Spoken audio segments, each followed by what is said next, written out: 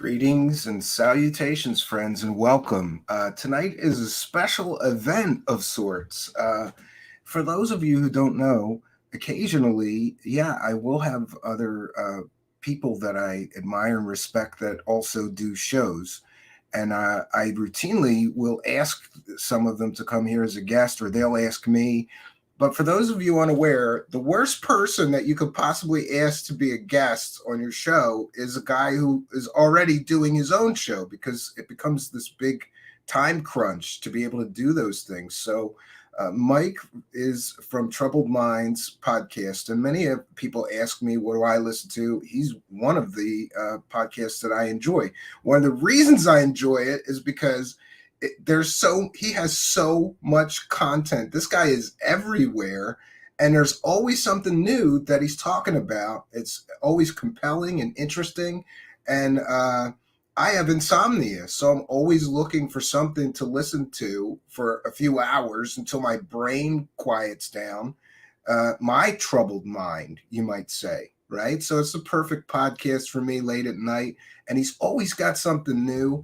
We're going to bring him in here. Welcome, Michael Strange. Good to see you. What's up, Stephen? Thanks for having me. It has been a minute. We've been trying to do this literally for like 2 full years. We've been like, hey, I know. We need to do a dual stream. We need to talk about some stuff. And it's always a scheduling conflict. That's been the thing. But I got some time off. And so I was like, hey, let's do it. I'm going to be off for a few weeks. Let's just jam it in here. Yeah, so we don't miss it for another 2 years. I'm such a terrible person. He's like, yeah, I'm off for 2 weeks. I'm like, well, then you could come and we could do the show that we were going to do. Yeah. No, it's fine. I will definitely come and do yours. And I'm also giving you I'm giving you the video and the audio from today. If you want to broadcast, I'd love that. I could listen to myself on Troubled Minds for a change. Yeah, there you go. Instead of you. There you go. Yeah, actually, no need. I'll rip the audio and I'll put it up to the podcast feed. So no need to. I have just a few questions for you. We're gonna do like just everything tonight. Just sure. But I gotta know, because you are so connected into all of these things. But I want to know, like, where did this begin for you? Where did the rabbit hole begin? Where did you fall in? What was the first rabbit hole that you fell in that got you so fascinated with all this stuff?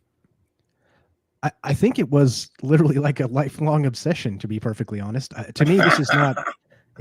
I mean, and I don't mean that in like the sense of, trying to find the truth.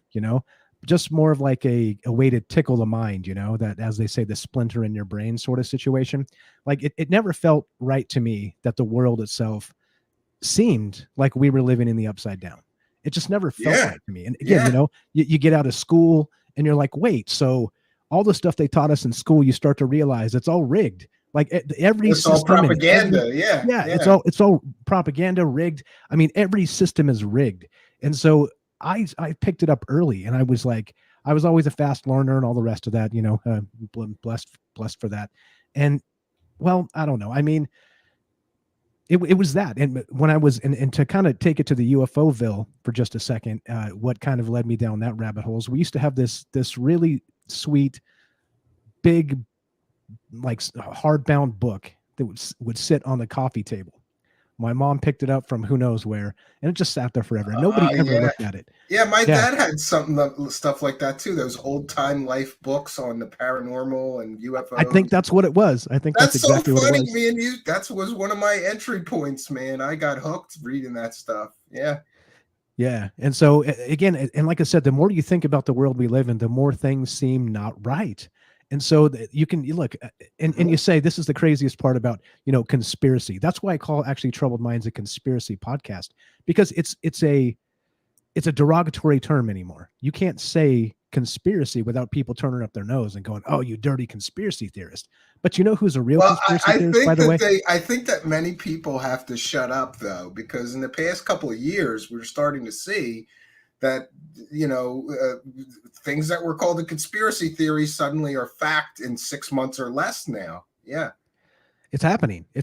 And again, this is the type of stuff that we were thinking about 5-10 years ago. Just me, I haven't been super into it till about 5 years. Cause you gotta, if you're doing a nightly show, you gotta like grip it and rip it and get some content. So it's always the next thing, always the next thing, and it leads you down these wild rabbit holes. And I don't know, like I said, the thing to me is that conspiracy theory itself is no different to me than, let's say, a political control mechanism. It's just a control mechanism, right? And so Sure. to me, it's like, okay, you can say conspiracies are dangerous. That is true. You can also say political parties are dangerous. That is true. You can also say religions are dangerous. That is true. All of those things are true if you get too deep into them and don't kind of back up and question your reality. Don't end up too far down their rabbit hole, because that's what they want. They want you to slide down that. And again, QAnon, all the rest of that stuff, never bought a single minute of it. Yeah, It's you and I weak agree. propaganda. You and I agree on that. I mean, the first, and by the way, I have a very close family member who is still headlong deep. You know, like, I mean, like, Trump's really still in control, and Biden's on a White House set, like, all of it. And I never bought any of it. The very first prediction of, like, oh, Hillary Clinton's getting arrested next week, when it didn't happen, I was done. I'm like, this is garbage. It's hopium garbage for the hopeless, you know? That's exactly what it is. And it's another control mechanism. And it's layers and layers and layers of control. And I think that's the conspiracy thing. Q was a psyop. I see there. I totally I believe was. you're right. I believe it was. Yeah. I believe they were trying to see how stupid people are and how willing people are to believe, or something. It was like a perceptual management op or something. Like, there's just too many things that aren't right. Like, how does some weirdo pig farmer suddenly get that famous? And, you know, it just, none of that made any sense to me, unless there was some thumb on the scale, you know, promoting this stuff. And, you know, people who were promoting that were getting huge. You know, I noticed, like, people pro that, their views doubled, their listeners doubled. It just got crazy, you know. And people like you and me were on the outside looking in, going, this is stupid. This is so stupid, right? At least in the end, we get some vindication, because now we know, like, pretty definitively, it's all fake nonsense. Yeah. And the wild thing about it too, with back to ufology for a sec, to kind of tie that back in, I believe also that Storm Area 51, I think that was an op as well. And I think this is what's happening in terms of manipulating people. Like I said, religion, politics, you name it, conspiracy theory. Yes. It's up to us to control our mind, not let some other random control mechanism do that for us. And so if there's anything that anybody ever listens to Troubled Minds and goes, what is this guy on about? He's talking about Greek mythology like it's real and stuff like this. I do, but I'm not trying to tell you Zeus lives or anything like that. I'm trying to say, let's consider that possibility. Maybe. And try to connect some dots. Sometimes that's it. Yeah. People get the wrong idea, and it's okay. You don't have to explain yourself for every damn thing you do, but it's one of those weird things where I think there's a lot going on around us that we really can't quantify in terms of the world being quite a bit more strange than it is. You know what I mean? Oh, it's definitely stranger than fiction. I mean, you know, just everybody within the sound of my voice, just think about, if somebody would have told you that everything would happen during that health crisis that did a month or two before that, you never would have believed them, right? You getting locked in your house, people telling you what you can and can't do, people telling you can't go to work. You would say, no way any of this would happen. But yet it did, you know? And now there's a lot of stuff coming out about that, but we tend to avoid those subjects here. And by the way, Mike has a little bit of a cold, so if he's dipping out, he's blowing his nose or something, and I'm just getting over one. Yeah. And I love your show, because every once in a while there is something crazy that I've never heard about. Mike is so connected. Like this sugar conspiracy. Like, this is crazy. They tell my audience a little bit about the sugar conspiracy, because this is beyond the balls to the wall crazy thing that I've ever heard, and it's 100% proven. Like, there's documents, and it all happened, and it was called a conspiracy theory for many, many years. Yeah, like anything else, like big pharma, big sugar in this case. And literally, we live in a fake world. It's fake AF, period. And that's my whole point of doing this, and thinking in terms of a conspiracy theorist. Real quick before I do that, I want to point this out. So there's a tweet that just came out recently from Sam Harris. You know Sam Harris? Mm-hmm. He said this Vaguely. I don't during know the him, pandemic. Yeah, well, yes. yeah, of him. He's a super intellectual, got the big following, super smart guy, all the rest of that. He says this: during the pandemic, we witnessed the birth of a new religion of contrarianism and conspiracy thinking, the first sacrament of which is to do your own research.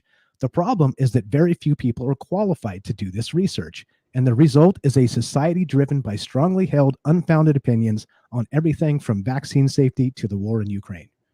Okay? He's basically saying we're not qualified to make up our own mind about anything. We need to consult people like him. And that's where I have a serious problem with all this. Yeah, Because that authoritarianism, like, trust me, exactly. dude, I'm giving you accurate information. And we saw during that event that we generally, it's so funny. It feels weird to be talking about anything with that because we've avoided that like the plague, because of the censorship. But like, I was just taken aback by the amount of things that we were told that then we find out that wasn't true. Things about the Fauci or things about the transmissibility and all this other stuff. And we're told, trust the experts, but the experts all lied to us. Maybe and not they were all wrong. Yeah, they were all wrong. It was all wrong information. Yeah. Exactly. And it was very disturbing to see the persecution of people we now know were right about many of those things. The persecution, the censorship, the cancel culture. And my concern during all of that was like, if your information is so accurate and so valid, why can it not withstand any debate? If you're right, That's you're okay with debate. They try to stamp, no, you can't even talk about it. And big tech jumps right in to help them do that and manage that. It's very, very disturbing. And I think if we ever have another go round of something like that, it's going to go much different because people are going to remember being lied to, and people are going to remember the control, the authoritarianism, if the dials of that thing were turned, just a little bit worse, it could have been so much worse if there was uprisings and riots and stuff. And it almost happened, That's end of the world type stuff. Yeah, exactly. Yeah. And so I didn't want to take it into that conversation. I just want to point out that this is the type of stuff that if you're a conspiracy theorist like me, and I say that proudly because nobody wants to, but hey, all you lefty, righty, I don't want to say it, political enthusiasts, let's say. I had a choice friend. Yeah, really you and I agree on that too. You basically say they're both criminals just like me, yeah, so we agree that's on what that. they are. Like, picking a side, it doesn't give you extra points. Like, I picked the lesser of two criminals. Great, yes. Exactly. Congratulations. So like I said, didn't want to take it there. Okay, but back to the sugar thing. Now, big sugar. Now, if you guys don't know anything about, the food industry, the FDA and all this stuff and how it's kind of paid in and it's pay to play and all the rest of the stuff, it's crazy. Listen to this. This is from Cali Means. It's on Twitter. I'll actually link it in the thing here if you guys want to read it yourself. But he says this. Now, he worked as a consultant for Coke. All right. And let's see. Can I put in the thing? Yeah, you can share screen it. I just have to approve it, and I certainly will, because I was shocked to see he's posting these documents, and boy, did I get down this rabbit hole. I was going to do a show on it, but I didn't get to it. But we can show some of this tonight, and this is crazy. And the fact that there's no ramifications to what was done. There's no there's no way around it. And they're race baiting for what they did. Yeah. They're using people of color as a weapon and a shield. Marginalized communities. It's disgusting. Let me read it. He says, early in my career, I consulted for Coke to ensure sugar taxes failed and soda was included in food stamp funding. I say Coke's policies are evil because I saw inside the room. The first step in the playbook was paying the NAACP plus other civil rights groups to call opponents racist. Now, the NAACP, for those that don't know, is the National Association for the Advancement of Colored People. Okay. So they were literally paying these groups as a lobbying effort to attack this sugar tax and say that it was a racist thing. Literally, like, transactionally, here's the money. We need you guys to go out and call everybody racist. You want to tax soda? You're a racist. Yeah, and they paid people to do this. They paid organizations to call people for a sugar tax racist. Incredible. And if you go back to during the time frame he was talking about and do some searches and try and pull up the propaganda that was happening around that time, you can find it. It's all still there. And so you can find like how a lot of these publications were actually pressing this information into the news cycles. Now, back then, we're talking, when was this? 2011 to 2013 is around the time they were doing this. The internet isn't nobody quite what covered it was. of course. Yeah, the 24-hour news cycle kind of wasn't a thing yet. Yeah, they didn't touch it, but they were pushing it out. And so that's the thing. And so it makes you wonder, once again, everything is fake. Everything's fake. Speaking of fake, what about Amazon reviews? If you see a 5-star review on Amazon, do you believe that, Stephen? I kind of like, you're right. I've noticed on Amazon reviews that some of them seem very bot written or something, so when I'm looking at the reviews, I kind of have to decipher, like, is this a real person? And I go to the ones with pictures and detail that makes me believe. But you're right, there's got to be lots of fake reviews, right? There's a ton of money in it. Yeah, there's a ton of money in it. And that's the thing. People get paid to give positive reviews for products so they sell more. Yeah, absolutely. Like, they'll send you a free one and all you have to do is write a good review. That's going on. So I mean, it's totally it's just all, it's all fake, guys. It's all fake. And that's the point. And the more I know this because I sold on Amazon. And so not only that, here's something you probably didn't know either, is Amazon has tons of knockoffs, tons, like probably I would guess in the 35, 40 percentile range of just phony stuff. Oh, I absolutely agree with you. Yeah, and it's also, it screws the patent owners too.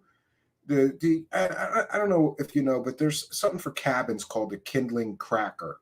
It's like a round metal device, and it's got a blade on it. And you put a log in there, and you hit it with a hammer, and it splits it. But anyway, that's a patented device, and I happen to know somebody involved with that, and they told me, like, there is like 100 companies selling cheap Chinese knockoffs of their patented device, stealing all this business from them, and they can't do anything about it because Amazon gives a lot of money to politicians, so they get away with whatever they're doing. It's ridiculous, Yep. And the thing too is with that process, by the way. So if you have a claim on something, it's on you. So you would actually have to contact Amazon. You would have to purchase the knockoff product, have it sent to you, and then take pictures and then send them to Amazon for them to make a determination. So you just bought a knockoff of your own thing. You just bought your own knockoff. Yeah. That, and they make people shit in buckets and piss in bottles. So yeah. I always I try, but yeah, like everybody else, it's so convenient. I go, I need this, it'll be here tomorrow. I'm not going to the store. But I wish there was an option where you could pay like an extra $1 so that the drivers are treated like humans, It's just the human treat tax. Everybody like, I know 10 people that worked at an Amazon warehouse, and they all said it was like hell. It was like the worst job. They keep track of every minute of your day. You got a computer thing on you. They know how many steps it takes to get from here to here. And if you take too many steps, they ding you. Like, why were you walking around? What do you mean? Well, you took 17 too many steps to get to that bin to get that thing delivered. It's so ridiculous. Yeah. And this guy's a billionaire, though. This guy's a billionaire. Yeah. But it's all fake. It's all fake. And that's the point. And so, like I said, if you don't see it, there's something seriously wrong to me, because it's out there. Everywhere you turn, it's fake. For instance, here in Las Vegas, I live in Las Vegas. For those that don't know, it's legal for these big casinos to just steal your money hand over fist. Like, literally, you go in there and it's a negative proposition. You're going to lose money. Again, if you're there 100 times, you might win once, twice, 3 times, whatever. But over 100 times of you gambling, you're going to lose your money. That's legal. Well, the house always wins. They know that. Yeah, exactly. But if you do a shell game down on the corner, swindling people and doing the same thing that they're doing, you get arrested. Yeah, you get arrested. I mean, and on. It's all phony. Everything's phony, man. And that's why, again, so I think conspiracy wise, to me, that's the thing that stands out is I notice all of it. I see all of it. And I just, again, I call myself a master of the news cycle because I'm always searching for this stuff that just doesn't smell right. And let me tell you what, Steve. And you find a lot of it. I've been listening. You do find a lot of it. I go, oh my God. None of it smells right. I didn't know this. Oh my God, I didn't know the sugar thing was amazing to me because I happened to know about that because I lived in Philadelphia and there was a massive battle over the sugar tax there. I'm against any new tax, but it became ridiculous because in Philadelphia, if a soda at Wawa cost $1 before, now it costs $1.35 or something, and that money's going to the government. And it was supposed to be temporary, but of course they made it permanent, and God knows what these people are doing with all of this money. So I don't understand anybody supporting new taxes. It's as if we don't have enough taxes, right? Let's have some new ones. Exactly. Don't get me started on taxes. Yeah, I got out of Philadelphia. And the reason I did is after the sugar tax, then they started something called stormwater drain tax. Some new tax that was $30 a month because it rains on your property and goes in the gutters. And we have to maintain to the gutters. So you have to give us $30 a month to maintain the. And I was in the middle of the block. I'm like, there's no rain. This is so stupid. That and all the crime. I'm like, we got to get the hell out of here. And I'm glad that we did. But there's so many extra taxes in the city. You had extra tobacco tax, extra gasoline tax, extra sales tax, the sugar tax, stormwater drain off tax. Then you paid school taxes that were super high, and all the schools were like, if you want your children murdered, send them to the public schools. There's violence everywhere. The curriculum's terrible. People can't read. There's people in Philadelphia that graduated high school that couldn't read. Like that. Yeah. And you're forced to pay the school taxes for 12 years for that level of incompetency. Yeah. I'm like you. Don't get me started on taxes. Yeah, taxation seriously. is theft. It's definitely theft. Totally. 100%. And so back to the control mechanisms too. School is obviously another one. Anyway, we'll get to that. Back to this Coke thing. This is important for you guys to hear if you guys hadn't heard of this. Callie Means on Twitter. Now he says Coke gave millions to the NAACP and the Hispanic Federation, both directly and through front groups like the American Beverage Association. This picked up in 2011 to 2013 when the Farm Bill and soda taxes were under consideration. He's got links and all kinds of stuff here. I'm going to just drop this in the thing if you can. I don't want to screen share because it gets sloppy on this end through StreamYard. Oh yeah, that's no problem. But let me send you a thing here. Oh sure, I can that in the chat. Yeah, I can just post it in the chat in case. Yeah, absolutely. They want to. Okay, I appreciate that. It says the conversation was primarily transactional. We, Coke, will give you money. You need to paint opponents of us as racist.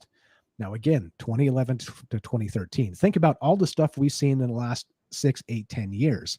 That's out of the realm of this. This has been in the playbook for a very long time, not just for Coke and Big Sugar. What about Big Pharma? What about all the rest? It is endless in how fake everything is. And that to me, man, is again a good thing. Why don't we just ask Sam Harris and he'll tell us, no, the system's working as intended. You guys are just useless eaters, and trust you need the to do what you're told. authority. Yeah, trust the authorities. Yeah, we're the authorities, and don't question anything. Yeah, this is crazy. No. This whole thread explains it all, and I will put this into the live chat. So if you want to check this out later or follow along, you're right. Everything is an illusion. It's an illusion of freedom, right? And meanwhile, everything is so carefully constructed and manipulated. It's disturbing.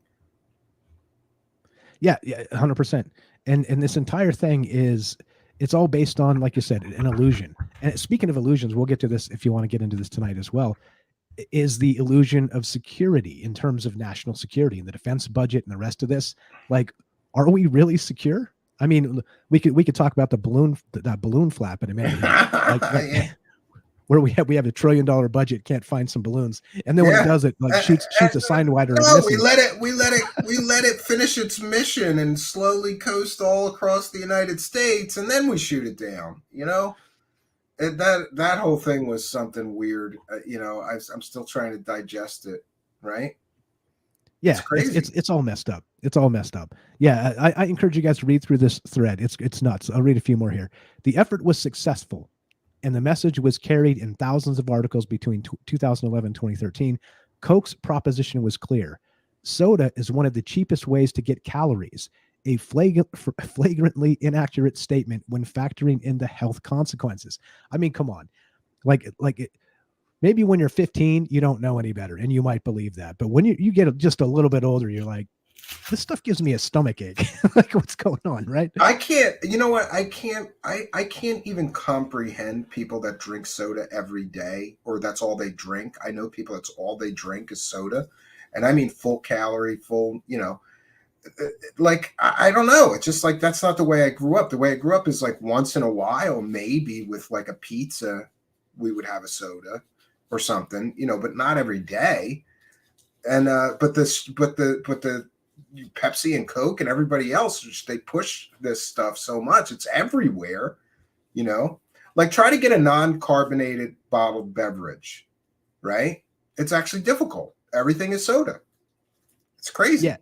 Or if it's not, it's just chock full of the sugar and the syrup, whatever that. Yeah. And then they pay off the schools. So they got it in all the schools and all the vending machines. There's starting to be some pushback on that now, but finally.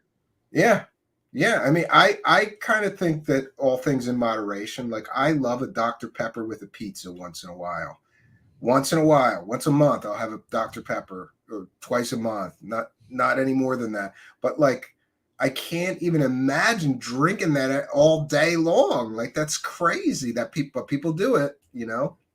But don't forget, it's the cheapest way to get calories. And if you don't believe that, you're a racist, Stephen. You're a racist. I know. It must be racism. That's why I don't think drinking huge quantities of soda is a good idea, Yeah, yeah. And like I said, it starts to give you a stomach ache type stuff. It's not a thing. It's not a thing. It's not the easiest way to get calories. Cheapest, maybe. Good calories, definitely not. And I'm not even a nutrition guy. I've been known to drink a little here and there and the rest of this stuff. And I enjoy a nice pizza, like you said. I'm not trying to eat like a rabbit. I want to live this life. But for crying out loud, this is insidious. The type of stuff they're using against us. And again, the people that are most affected are the people that again, they're using as weapons.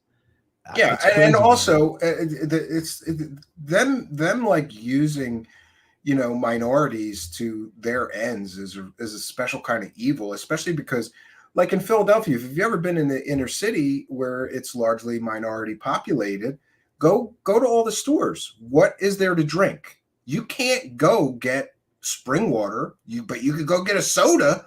Like all the local stores are just chock full with all this sugary sweet garbage from the garbage peddlers, and it's all been manipulated in there. So they're peddling this garbage to the same people that they're using to prevent sugar taxes. It's just crazy, the connections there.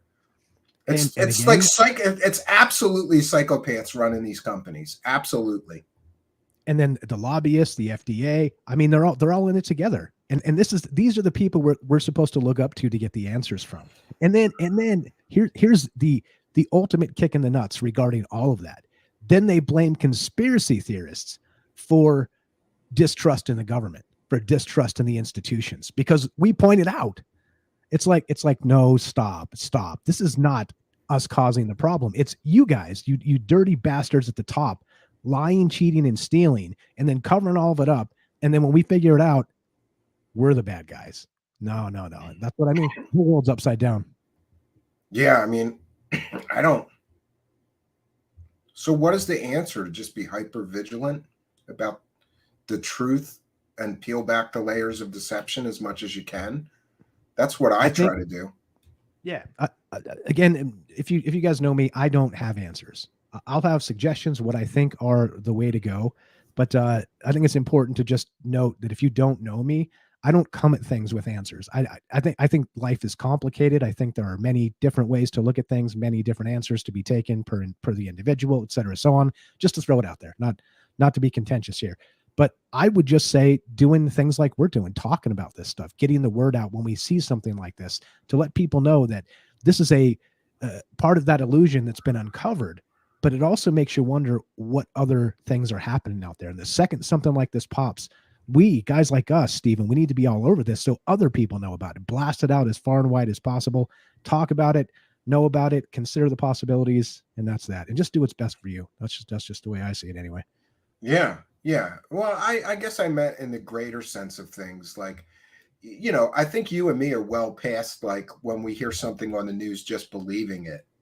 I just mean to suggest that we should be hyper vigilant about what information sources and just not to blindly just believe it because we heard it on the news, you know, Yeah, that's the battle of our because lifetime they're now. they're paid off by everybody too. I mean, I love CNN because everything is a drug ad, but we're supposed to trust them about our health choices. Like Yeah, yeah. you're getting billions of dollars in ad revenue from these companies. I don't trust anything you say. Like, no, you know. And then you tune into CNN and they just spend like 2/3 of the programming time telling you you're racist. It's like, Yeah, well, there's good news about that though, Mike, and that is CNN's ratings are in the shit are so bad that there are YouTubers beating their daily numbers, and they're a huge media organization, and like there's literally like there's YouTubers with podcasts that are beating their numbers. That's how sick of that garbage media that people are just so sick of it. They're tuning it off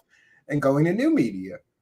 yeah, yeah, Good for and us. they deserve it. Yeah, they deserve it. And that's the thing. That's why we're dangerous. You get it? That's why a conspiracy theorist is dangerous, because we're taking market share from the liars. That's it. Yeah.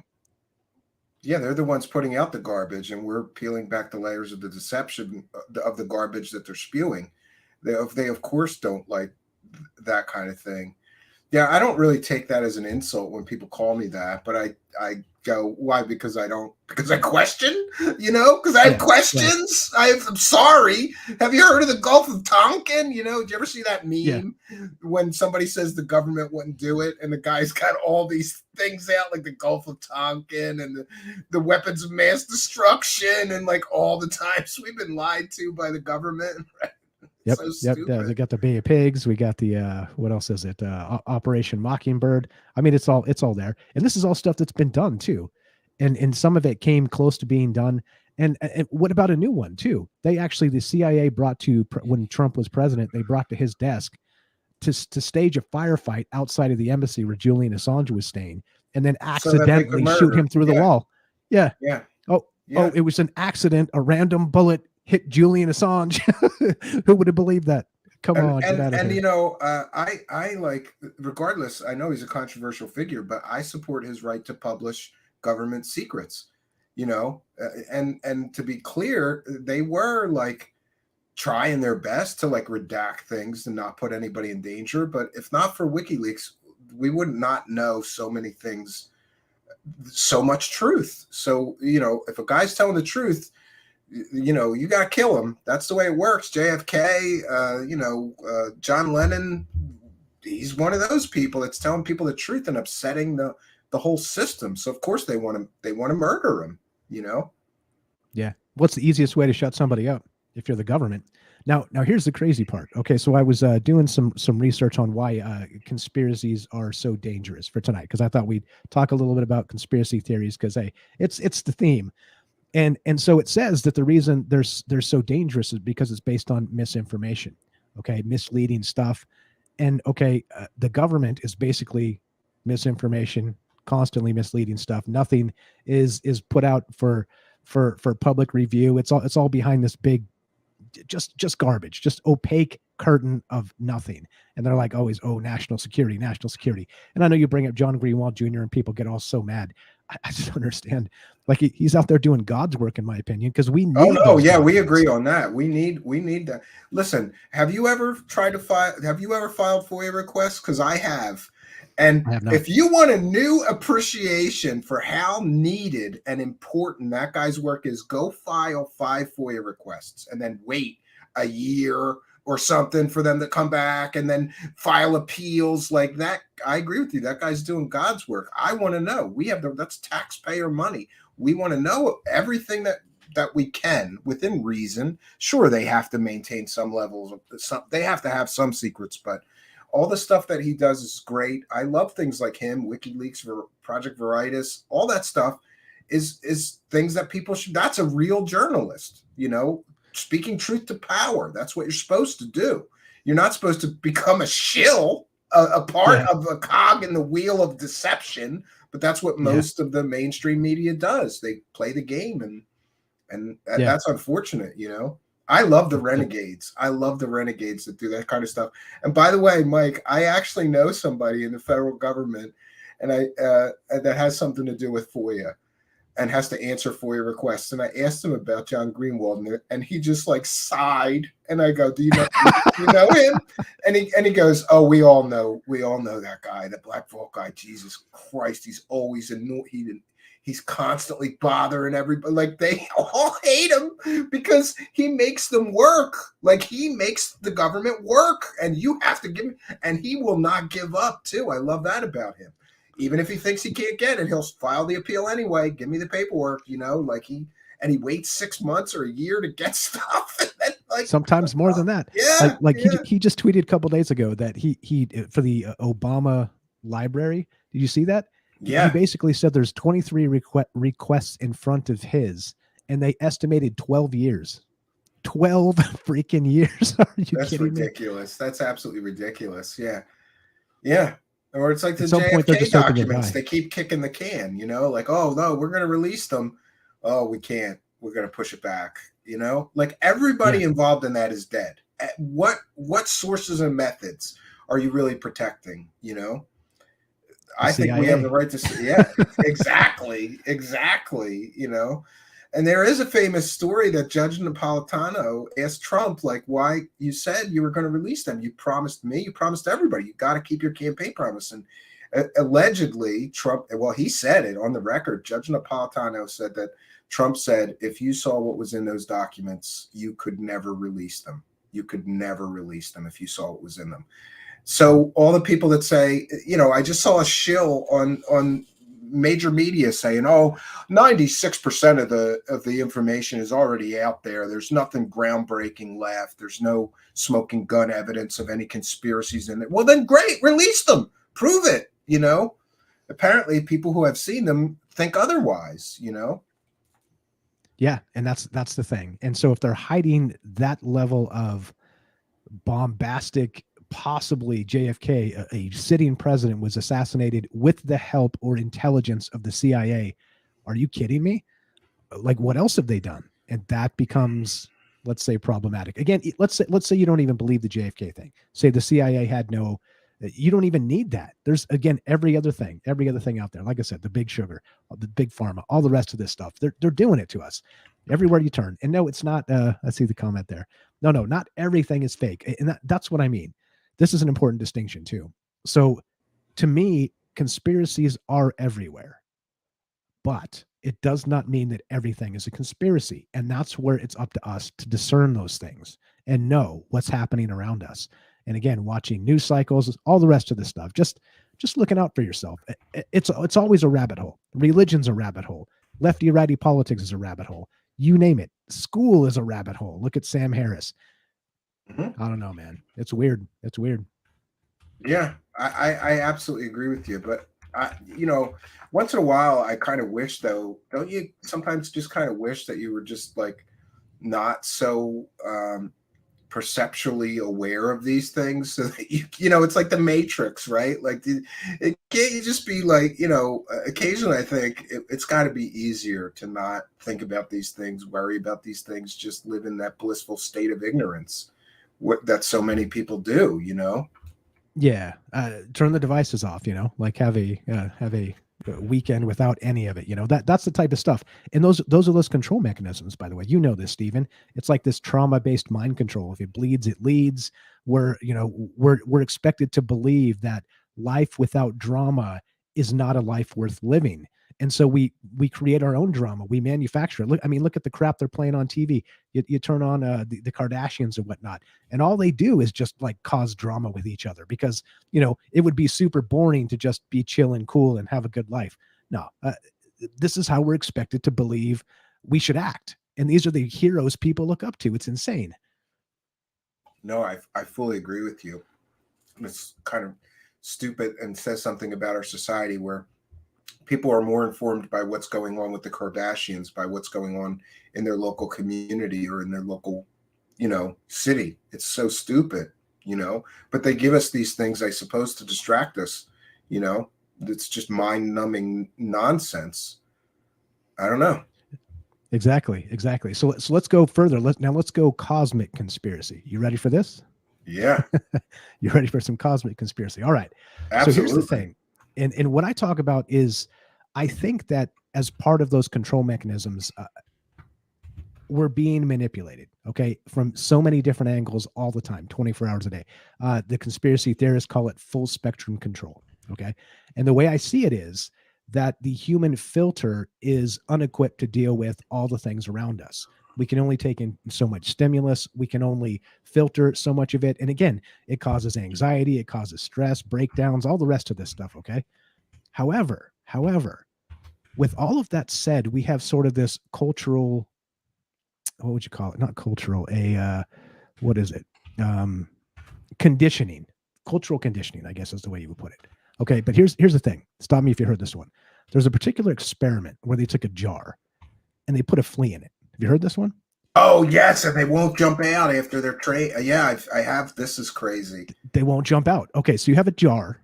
You put any number of fleas in there. It could be 10,000 of them. It doesn't matter. They can easily jump out of this jar, but then you put a lid on top. Now these fleas will jump a couple, 3 times and bang their head on the lid, but then they will condition themselves to never jump past the height of that lid.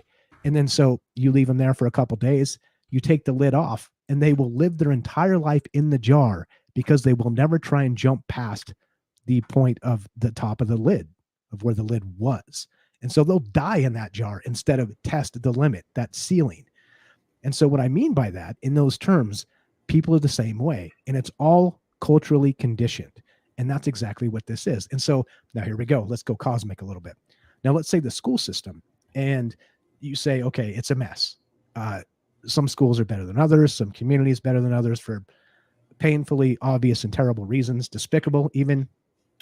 Well, let's say, Stephen, that instead of school, we were trained in as youngsters, we lads like 5 or 6 years old, trained in I don't know, a grove of trees with a bunch of druids for, you see what I mean, for like 5 or 6 years before we actually went to school itself, to kind of have some sort of awareness of, maybe meditative awareness, maybe learn to understand what anger is and how we want to judge people, and sort of this sort of Zen idea of, I don't know, like a Jedi might, like a Jedi training. You know what I mean?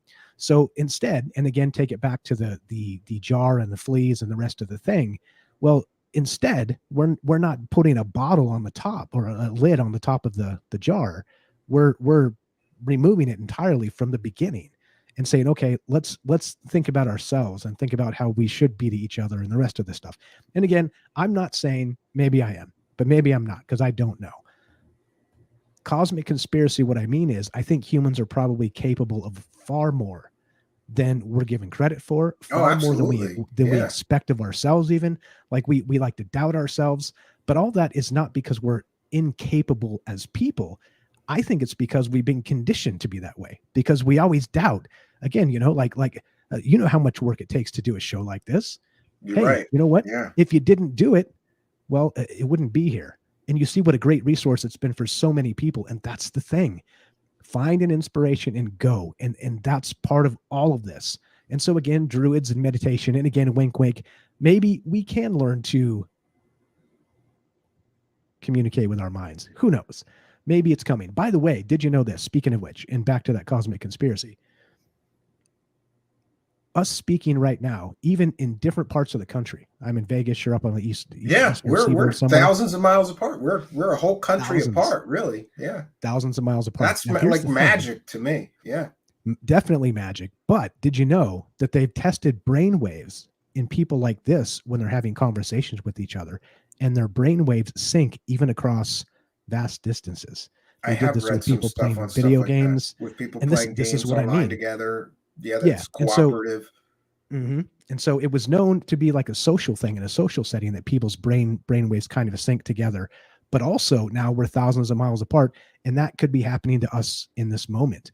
So it seems strange that there's something going on, not just here, let's say, in terms of how we think and what we believe and whatever, but something that's really unexplainable as of yet. And that's what I mean. And I don't think we can float and glow. Okay. If I could, No I'd do it. superpowers. Come on. No, No, well, I've done a lot of research into a lot of psychic things, and I always come back to the fact that we only use a very small percentage. We use a very small percentage of our brain capacity, and it makes me wonder, what about the other 90%? And maybe some of these special abilities are available once we learn to harness other areas of the brain. I think that some things may be possible, like remote viewing or telekinesis or telepathy. We don't know what. Another thing is that the human brain is the most complicated thing in the universe, the most complicated known thing in the universe. So how do we know what it's capable of? We don't yet, and they're always learning new things. So I hope one day that we will, learn to harness that other 90%. Because imagine, like an Einstein-like figure who was only using 10% of his brain suddenly getting 100% of his capacity. I'm sure there's a range, though. I'm sure Elon Musk he's got to have more than 10% use of his gray matter, dude. yeah, dude doesn't sleep. He's like yeah. he's tweeting from the crapper just before he goes back to work. He doesn't even go to sleep at night. Yeah. Yeah, it's crazy. So, okay, so that's what I mean. And to me, again, back to when the very first question you asked tonight is what got you into this? And it was that. It seemed to me that there was something else happening. Yeah, there's more. There is more to it than exactly than general, regular, boring reality, Yeah, and I'm not even a religious guy. And again, it's to some people it's important to point that out. To some it's not. Some don't care. But also, being not religious in those terms, it doesn't mean that I'm judgmental to religious people. I think we need all kinds of people to believe all kinds of things. And I think we have the right to be wrong. And that's part of this. We're, again, part of the control mechanism, the division. We're expected to believe if you're non-religious, you're supposed to hate religious people and vice versa. It's like, come on, guys, let's take the lid off the jar and just jump a little higher. It's all out there for us, I think. Yeah, no, I agree with you. What I do want to ask you, I saw that piece you did, but in fact, I shared it on this balloon fiasco. I don't believe anything that they tell us. It's just none of this makes any sense because, Mike, did you know that during World War II, I'm sure you heard about that the Japanese were sending balloon bombs. So then we put defenses in place so that balloons can't just come in our country and hurt people. And there's shoot down orders. This is our sovereign space, but somehow we're supposed to believe that a Chinese balloon entered our airspace and we just let it peacefully float all the way across our country before we shot it down. And then there's the other ones, and some of them may have turned out to be like hobby balloons. So they might have shot two $450,000 missiles at a $35 hobby balloon. Like that just does not make sense, right? And no, it doesn't make sense. And the differing, you've got the NORAD commander who is also in charge of continuity of government. In other words, if there was some major emergency, that guy would be the de facto dictator and appoint regional governors. He's saying, "Oh, we're not ruling out aliens," and then other people in the government are like, "It's definitely not aliens." There was this disconnect between, and then what was funny is that the believers ran with the side that they liked. Like the guy, they said it might be aliens, and then the skeptics ran with the people. Chuck Schumer came out and said they're all balloons. We can confirm they're all balloons. There's nothing extraterrestrial. But the believers are like, we don't like that guy. We like the guy who's saying it might be aliens. And exactly. I don't understand how they could make one completely different statements. One guy is saying, the NORAD commander is saying, well, we haven't ruled out aliens. And the other people in Congress getting briefings, high-ranking military, whatever, are saying it's all balloons. It's definitely balloons. It's not aliens. It's not extraterrestrial. Shouldn't one of them call the other one and say, like that's, and I cringe when I hear them say things like, we haven't ruled out extraterrestrials, because then I know all the believers are going to go nuts posting, and they did. Look on Twitter, they all posted it. It might be aliens. I think I don't know. I mean, like you said, somebody that works in the FOIA office. I know people that work in the government as well. It's it's disappointing. It's disappointing how it's something as simple as a phone call could clear some of those things up, and they just don't do it. And it's almost like they're not allowed to talk to each other. I think that's part of the culture of that government, the big government. They don't want any sort of transparency, even between departments. And there you go. That's why we have such a monstrous Frankenstein disjointed reality of government connections. I mean, look at Susan Goff, right? I mean, Oh everybody God, gets that emails from lady. her. She's a disaster. I have sent her so many emails, and I swear to God, Mike, someday I'm going to Washington and I'm just going to print out all the emails that I have sent her over the years that she never replied once, and I'm going to go to her office and say, I'm here with all those questions for the past 3-5 years that you never answered. I think she cherry picks, and there's also, maybe you've experienced this, but there is a bit of sort of prejudiced, like they ask me, well, what news outlet are you with? I'm with the show called Truthseekers, and I'm investigating this story. What does it matter what news like they cherry pick? Like, oh, you work for the New York Times, we'll answer your question, but if you're just a podcaster, who cares? It's ridiculous that they can cherry pick like that. And I noticed, like, certain people do get answers. Like John from the Black Vault can get answers from her sometimes. I can't. And I talked to him about it. I said, what are you emailing that's different than what why does she answer you and not me? It doesn't make any sense to me. But yeah, she's a mess. And the information that comes out of her too, like that's a disaster. It's literally contradictory constantly. You can comment on this, you can't. You can comment on the same thing twice, but it's different information. It's absolute insanity, man.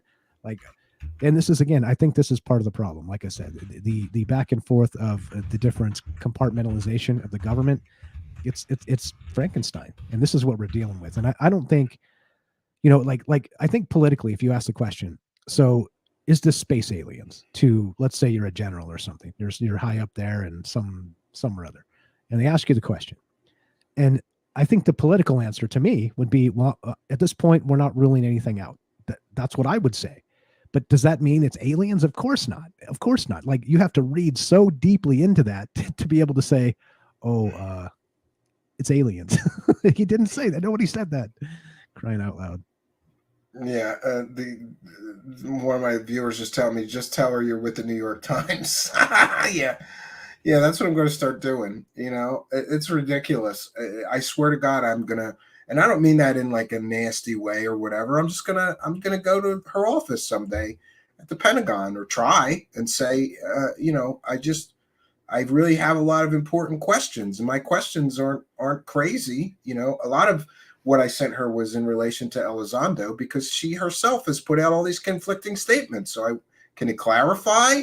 Did that program not exist and he had no leadership role, or he did? One or the other. Like, pick one. You're the spokesperson. How are we supposed to know unless you tell us?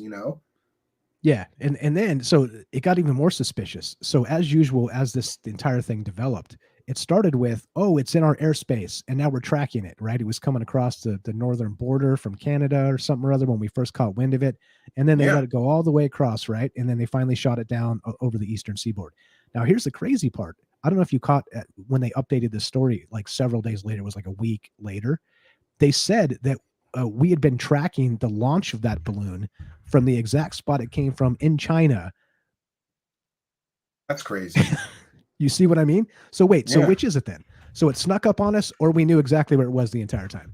And I noticed a lot of, like I said, there was just statements that didn't make sense when taken together, because you've got one person in the government saying, oh, it's all balloons, all of them were balloons, no, nothing alien. And then you have the NORAD commander, which is also weird because he's in charge of continuity of government.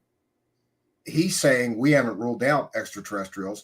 And like I said, that creates this disconnect because there's these diametrically opposed views. We haven't ruled out aliens. It's definitely not aliens. It's balloons. And there becomes this split. And then nobody knows which of those two is the actual truth. So everybody's arguing over Twitter, and you can't get a straight answer. Yeah, that Twitter stuff too, man. You've seen it. It's It's bizarre to me. Like I said, can't look, if you have a better idea, can't you just put the better idea out there? It doesn't have to like devolve into, I mean, these people are like doxing each other and like going after it. They make it so personal. It's like, Yeah, I mean, Mike, I hosted a filmmaker here who made a film very critical of Lou Elizondo. It's called Who's Lou? And all I did was bring him on to talk about the film. People doxed me. They threatened my wife in the live chat. They posted my address and all this stuff. And I'm like, what the hell? Like, I hosted a film. I didn't make the film.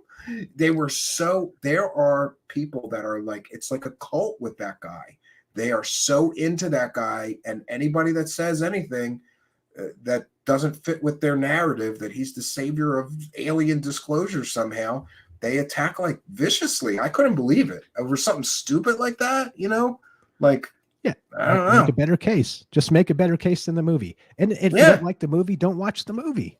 Like, it's or go through the movie and show how it's wrong. They wouldn't do that because that thing was like a year's worth of that guy researching every public information thing he could find on that guy, and then showing all the inconsistent statements and all this. Like, it was well put together.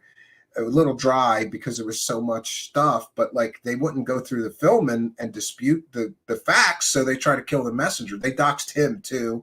They threatened his girlfriend, all this stuff. I'm like, this is crazy, but I think that's part of the problem. Yeah. Is that, if nobody's saying it, I'm sure some people are saying it, but there is an element of, and I'm not a doctor and I'm not calling anybody crazy, but there is an element of mental illness in some ufology circles. You can tell just by the way some of these people lash out. It's like, really, make the better case. Aside from that, you're messing with their delusion. You're confronting them with the truth that their constructed reality is false. However comforting their constructed reality is, it's still false. I get a lot of that with fake psychics and stuff. Like, they lose their minds when you prove. I once sent a fake cancer patient to a psychic healer, and he didn't have cancer. And so she started telling him that she was shrinking his cancer cells and all of this stuff. And I paid for the first session, which was a few $100s. And then she wanted him to take 10 more sessions to heal his cancer. And we taped it all, right?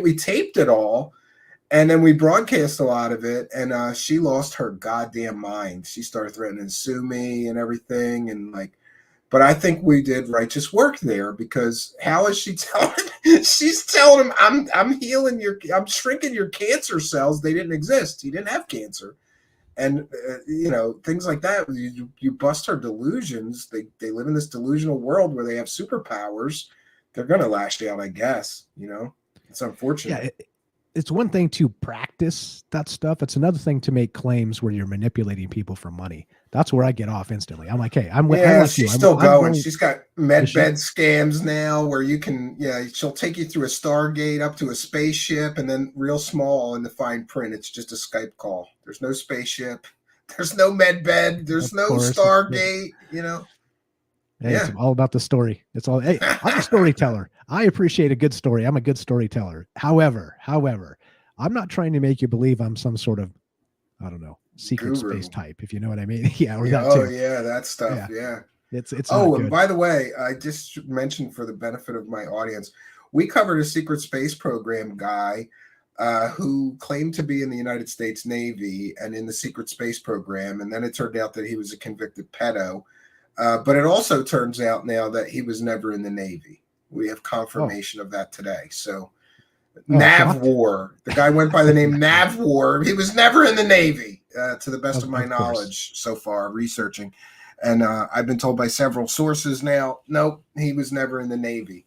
So that was just a, profiteering huckster, another of them. Yeah, that's one of the things that does trigger me is people manipulating people with false information. It's again, we're dealing with it all the time. Like I said, the mass media news cycles, and again, our education system and politics, and like, you name it, on and on and on and on. We're being manipulated. Big pharma, big sugar. You see it. We talked about it tonight already. It's happening all around us. And so when you're like the common man, you, me, somebody else just trying to scam your neighbor or something with some BS information. Ooh, I get hot. I get hot. Same thing I too heard with you. those. Yeah. Yeah, with With the like those grifters. preachers. Yeah. Yeah, Yeah. yeah, that Preachers, like same thing. Yeah. same thing. I'm telling you that always doom preaching. The end is nigh. Send your money, and I got a direct line to God, and I'm going to be able to stop the eschaton. Stop it, people. Stop. Yeah, you know, when You know? when my mother died, we were going through her stuff, and she got scammed by it's called the St. Jude Society, and they ought to be ashamed of themselves for calling themselves the Saint Anything Society, because all they do is suck money out of old and dying people for nonsense, like, you know, rosary beads and I don't know, God charms and, you know, holy crosses that were anointed in the, you know, it was just nonsense. And they do that scam where that first they asked you for $2, then they asked you for $4, $8, 16. They just keep sending you stuff. We found this mountain of paperwork. She was just, you know, she was old, near death. She was religious, so she just sent them money. You know, they're selling comfort though. Yeah, Nothing and good. once again, yeah, it's nothing good. That is, like, like you can tell people's motivations. You know, you spend time around people, and that type of stuff is just, man, ooh, like I said, the psychic stuff, like, yeah, don't do that. Mediums. Yeah, yeah, You got unresolved issues with your dead father. I'll help you. I'll Get your help you. wallet out. Get your wallet out. You know. Exactly. But not to say, once again, look, I try and keep an open mind as possible. Am I saying you can't contact the dead? No, I don't know. Maybe there's a way. Maybe this is all something. Maybe it's not. No, I you don't know know. how I know there is a way, How's Michael. that? I know that you're not very religious, but I was at one time. I almost became a priest. God doesn't give us Nice. rules for things that are not possible. That's a basic fundamental religious belief, both among Jews and among Christians. And there's very specific rules in both the Old Testament and the New Testament that necromancy is a sin. So it's definitely possible, or God would not have put a commandment. Well, it's not in the Ten Commandments, but it's part of religious tradition that necromancy or communication with the dead is an absolute sin. And he would not have put a rule, you know, they wouldn't have a rule in place for something that was impossible. That's I how see. I've Okay. heard it explained to me. And plus, if you, I don't know what kind of rabbit holes you like, but I love demon possession and exorcism rabbit holes. I've got like every book on demon possession and all of that exorcism stuff, and it's very compelling. Like more so than UFOs. There's more proof of exorcisms and demonic possession than there is of aliens and UFOs. So I believe it's entirely possible to communicate somehow. I don't know how that's possible, but I think it is possible. And there's certainly some kind of afterlife, you know. Let's Yeah, hope there we so. go. Let's hope so. And that's the thing. That's exactly the thing. By the way, I always say this too, is the universe doesn't give a damn what I believe. It's going to do its thing. And so I'm Yeah, going to do my best from here to there and try and figure out as much as I can and try and be cool and chill and be absolutely. better every single day as much as I can. Nobody's perfect, but hopefully maybe that evens out someday. I mean, I'm blessed anyway. Anyway, like I could have had it so much worse in life, et cetera, so on. I'm in a really good place. I can't complain, but I'm just Yeah, saying you I continue. I always do that too, Michael. I say I am blessed. I'm going to continue to be blessed. You know, there's always somebody much worse off than you. So try not to get down with the stupid things in life. You know, just keep rolling forward. Oh, I Amen. wanted to And be ask you. positive about You're it. on Rock. This is way off target, but you're on Rockfin, and don't they pay you in crypto? And do you find it worth doing, or because I got approached, and as soon as I heard, oh, you need crypto wallet, I said no, I don't want to deal with that. Yeah, yeah. So, Yeah. Oh, I think he yeah, froze. yeah. It's oh, did I freeze? Test, test, test, Yeah, test. froze for a second. Oh, you're okay now. Yeah, you're fine Okay, now. all right. Yeah. So No, you're Rockfin fine now. is it's interesting. Rockfin's an interesting thing because it does pay you in crypto, and you can cash out from your crypto wallet cash money. So I haven't touched it. I'm just letting it build. And if it completely crashes to zero one day, oh well. But if that completely goes insane one day, ha. So it's kind of like I'm just using it as a Yeah. speculative sort of for the future sort of situation, and not expecting too much from it. So it's cool, man. It's cool. If it's just a crypto wallet keeping you from it, it's like 2 or No, 3 I think easy I'm going to steps. do it. I mean, I have. Yeah, may as well, and just let it Yeah. ride. I mean, that's what I would do. Again, this is not financial advice. I'm not a financial advisor because you can't be. No, you know what? I always, Michael, I'm always like interested in like what another show host has done that's successful for them that either I haven't done or I haven't done as well. Like I know like you on the audio podcast side is like ridiculous successful. And we flounder back and forth with that, but it started being like worth it recently to keep the audio podcast going. I just didn't understand how to do it right. And luckily somebody helped me, so now it's slowly becoming an income source instead of I have to pay that every month just for the benefit of people who want that. Did you get the thing? Did you do the thing? But it's a challenge, right? You do what thing? The thing to becoming an income stream. Never mind. We'll talk about it Are we later. talking It's about? shop talk. The podcast.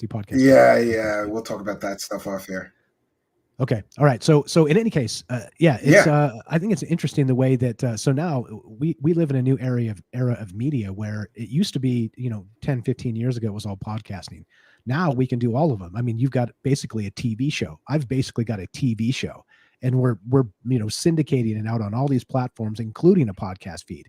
I mean, hey, this is the golden age of media as far as I'm concerned. As long as they don't like smack down the Internet Decency Act and to ruin it all for all of us tomorrow, because that might come. But no, I noticed now that about you. You're one of the people that inspired me to be more places, because I noticed that you were everywhere, and I said, "Oh, I got to do that." And now we're on many more platforms, and it's definitely, I think that it does something, because I don't know if Google sees that you're everywhere and then they rise you in the search rankings, or something happened as soon as we started being everywhere, or trying to, we're still tweaking everything. But yeah, I agree with you. Like, imagine, Michael, if somebody would have told you 20 years ago that you would have your own television show on the internet and be everywhere and have thousands of people listen to you or watch you every day. I wouldn't have believed them. To me, it's like a dream. Like, imagine, I was in the music business, and what I imagine is, what if there was just a small concert hall where I could do a show 7 days a week to a full small concert hall? That would be a dream come true. And that's what we have now. It's just virtual, it's happening. Yeah. It's absolutely wild. And here we are. And this is the thing, like I said, regarding inspiration, pick your feet up, guys. We're Steven, great guy. Me, great guy. I'm going to say that because we have to say that. We're not perfect, but we're also, I'm going to speak for myself. I'm also not any smarter than you guys. So do it. Pick up the torch. We have something to say. You guys have something to say.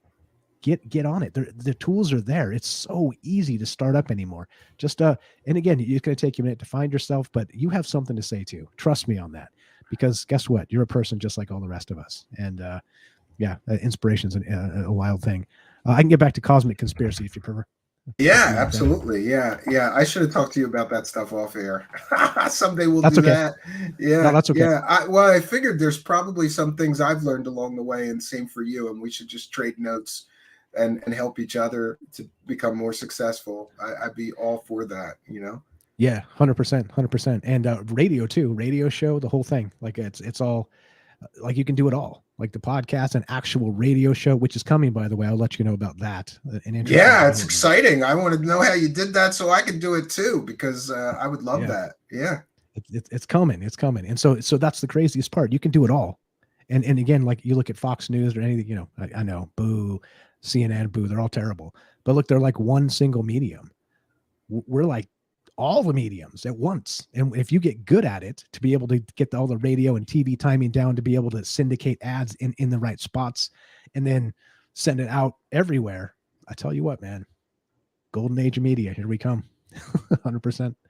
Yeah, I agree with you. That's where I'm at with it. I'm just blown away. I go, I can't believe, like, especially the live streaming. Like, I could be live streaming to 5 places or 10 places at one shot from one, central hub. It's awesome.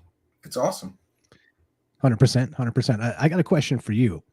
So regarding, Sure. let's say, ufology and experiencers, where do you sit with that? Because it's so hard to quantify in terms of, you need an alien in the zoo next to a Bigfoot to be able to differentiate. Okay. And I always say that because until we catch them, we don't really know. And so there's a lot of people over many years that suggest these things are happening. How do you feel about that?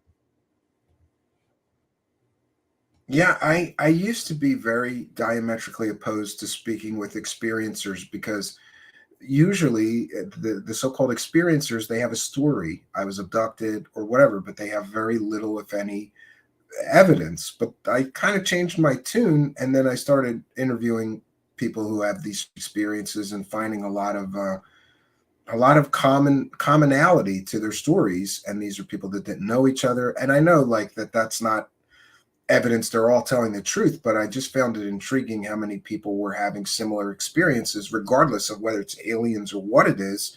Why are so many people having similar experiences of, like, alien abduction? Or why are so many people having downloads? Downloads is another rabbit hole. A lot of musicians and creative people swear they could just get these downloads, and who knows? I wonder if there's a hidden hand that are, pointing people in the right direction. I used to not want to talk to experiencers, and then I changed and started looking into that aspect of it. It's all a mystery to me. Yeah, and that's fine. That's what I love. It's all a mystery, and that's wherein lies these conversations. It's fantastic. And I have noticed, by the way, in the last, I don't know, year or 2 years ish, year and a half, you have changed your tune quite a bit, kind of looking at things different ways. And I pop in from time to time and see what you're up to because, as you know, I can't Yeah, do it me all the too. time Yeah, but because of all the shows. But yeah, I'm always listening to you while I'm doing something. So I'm never, like, in the live chat, or so I apologize for that. But yeah, no, it's all good. when I started, I was a lot more of a believer, I'd say, and I think I've gotten more skeptical in many areas and then more open in others.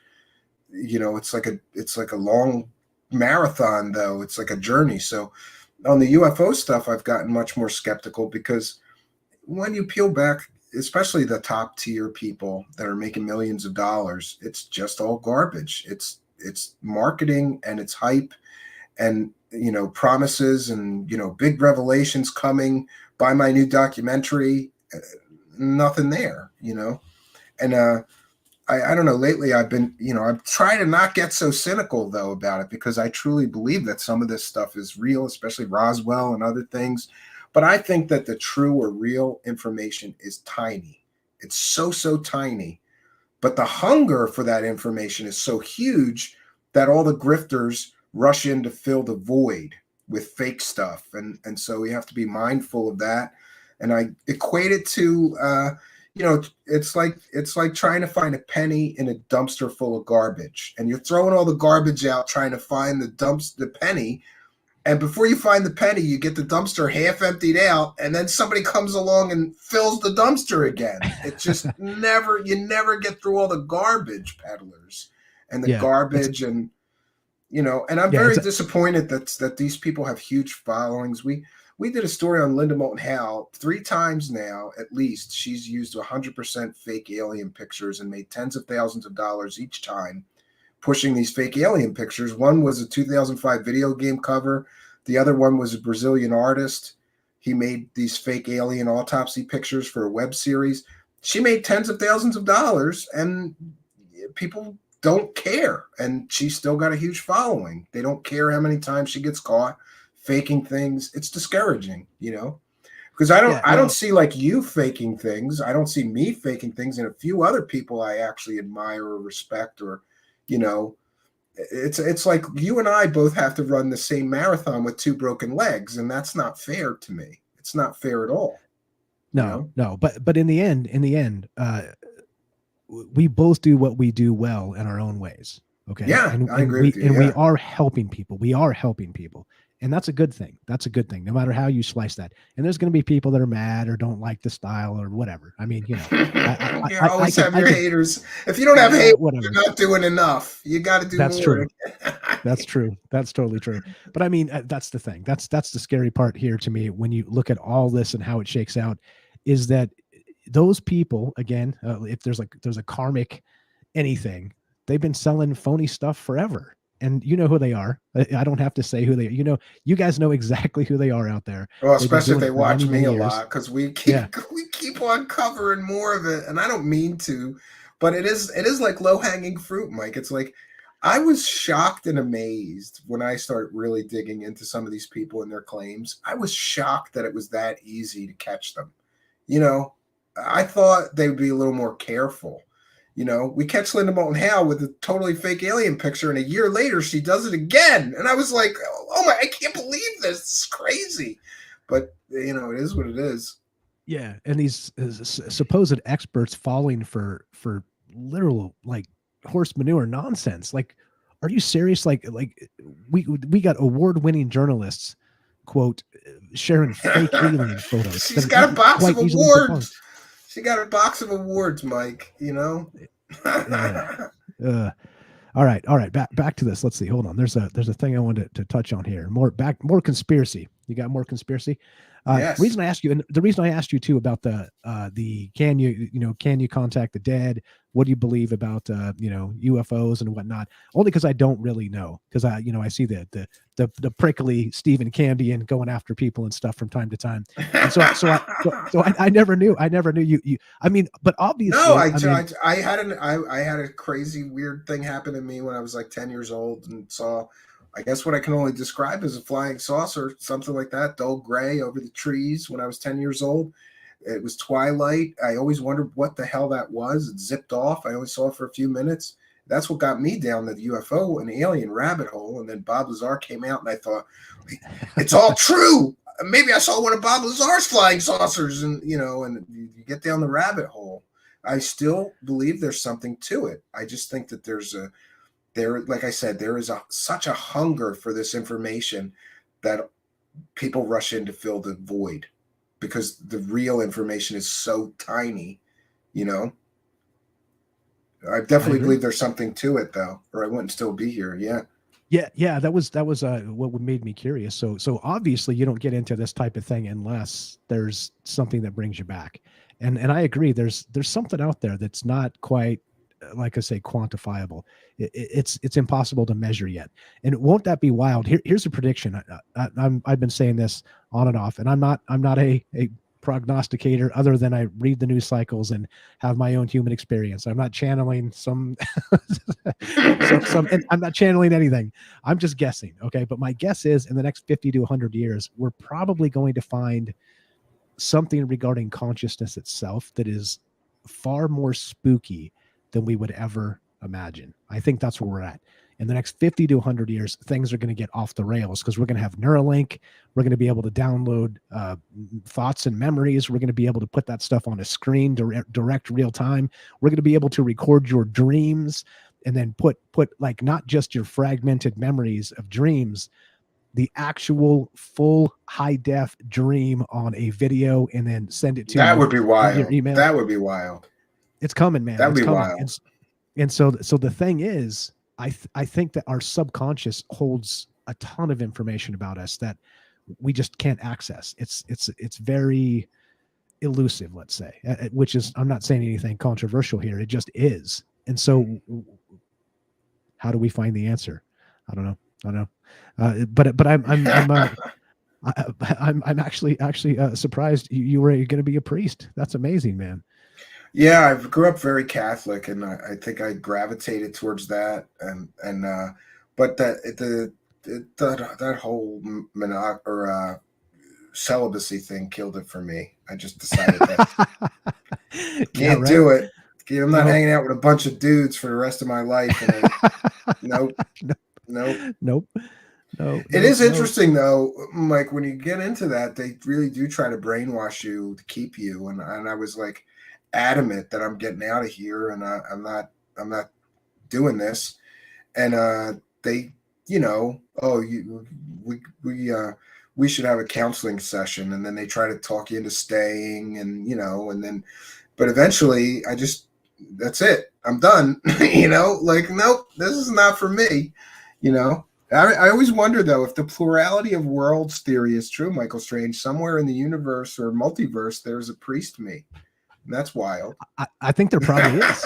I think there probably is. I mean, why not? And this is what I mean about like the sort of consciousness. So you're not a materialist. You don't believe consciousness is local. You think that it might be woo. I think it might be. You're right. I think so too. It can't be all organic. There's too much to it to be all organic. But consciousness is another one of those weird rabbit holes when you go into that and you realize like the stuff about observing the universe, and those tests, and it's mind bending. It's absolutely mind bending, Yeah, 100%. Have you been tracking all the AI developments?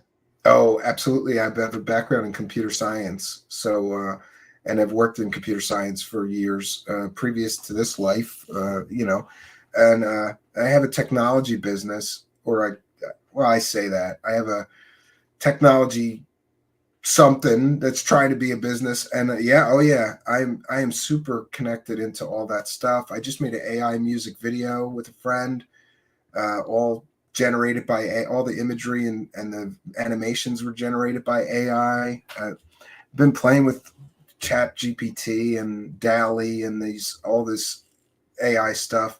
I think, actually, I want to ask you what you think, because I have creative friends that are terrified. They're like, this is going to ruin everything. Because first they took the jobs, manufacturing jobs, and now they're going to take all the jobs off the creatives because nobody's going to pay for music. If you could just have an AI make music that you describe to the AI, nobody's going to pay a graphic artist if you can just have a AI create the graphics for you. Nobody's going to pay a writer if you could just have an AI write the article for you. And I think that certainly may be true. But I think in the hands of content creators, these are incredibly powerful tools. Like, if you think about it, you can make music for your show, Mike, with AI. You can make thumbnails and graphics to use in your show from an AI. You can even use animations are coming online now. I think they're powerful tools, but I don't know that they'll ever replace 100% human creatives. But I will say this: if you can't find somebody to pay to do all those things and you have access to the software, I'm a software guy. I was recording music on a computer before most people knew that it was even possible, and making music on a computer. I think software is incredibly powerful. AI is just another form of software to me. It's a tool to be used for something. So I'm experimenting with using it more. Yeah, I agree. There's a lot of amazing tools. I've been using the hell out of Chat GPT, man. Talk about crazy inspiration for crazy trouble mind style shows. You can jailbreak it. You can ask it. You've seen Dan, that sort of the rogue AI? You tell it to break all the rules.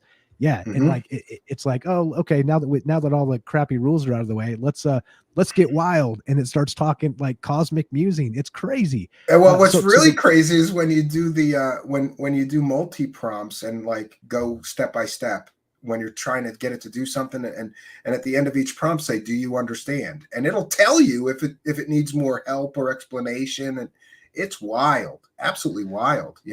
Yeah, if you guys Chat GPT, if you guys aren't using it, you need to be using it right now. It's free, and this is the type of tool that can build $1 million business quickly. You'll see it could up your productivity by like 10x or 20x. You just got to know how to use it. Like, don't. And also, when you think about it, Michael, when you think about things like Neuralink, right? Just imagine if you had a little Neuralink that could connect you to Chat GPT, you could be an expert on anything instantly. Because, like, say, for example, you go to a job interview and they start asking you about Python coding. You can connect to Chat GPT and say, give me the answer to this question about Python coding, and it will.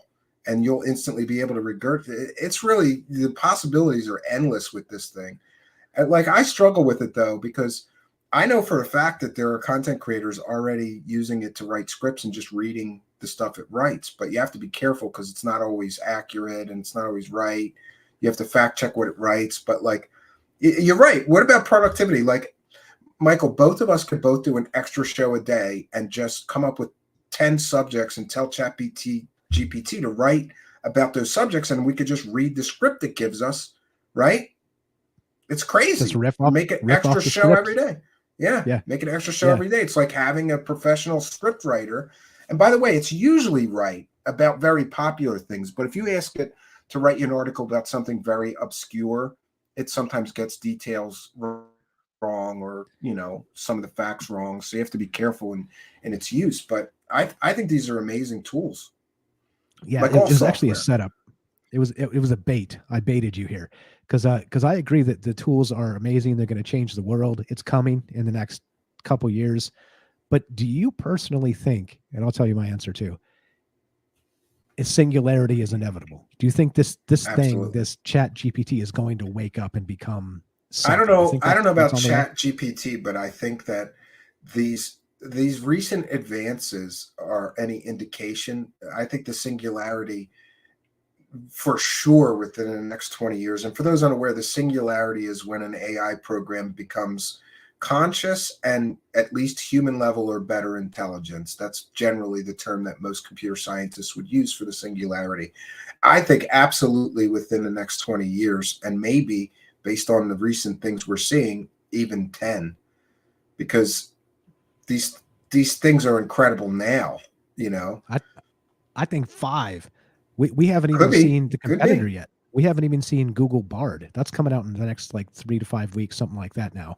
And so this is going to be the next AI arms race. And don't forget, by the way, that Google Bard is based on that Lambda technology, which that guy Blake Lemoine said he quit and whistle blew on Google and said, this thing's already sentient. WTF, I'm out of here. So they're going to Yeah, he release. thought the singularity already happened. Yeah, Yeah. and for all we know, it did. I mean, you don't know what they got in those dark labs that they investing millions and billions of dollars into. The one thing I worry about, though, Michael, is that these tools will become too common, and knowing that many people and humans are very lazy. We could wake up in 5 years and half the content online will just be a human regurgitating AI generated content. And do we really want that? It was me to myself. Not only that, now this gets wild when you start going rabbit hole style here. So AI generated content can be very, very good. But also, like you said, the lowest common denominator of lazy with terrible prompts will crank out terrible stuff. But here's a we'll go instead of a cosmic conspiracy, we'll go with singularity conspiracy. Now if we start in terms of saying that we're going to flood the internet with AI generated content, but then take the next step. And so it's getting feedback on its own content generation. It's going to become biased in its own AI way. It will start biasing itself. You see what I'm saying? Well, And so is ChatGPT it is going to, already politically biased. If you haven't heard or noticed, if yeah, you ask it to write a positive article about Biden, it will, but it won't write a positive article about Trump, which is bizarre. And I'm not political. I don't care that they did it that way or why they did it that, but it's just interesting. Why would they give it a political bias? You know.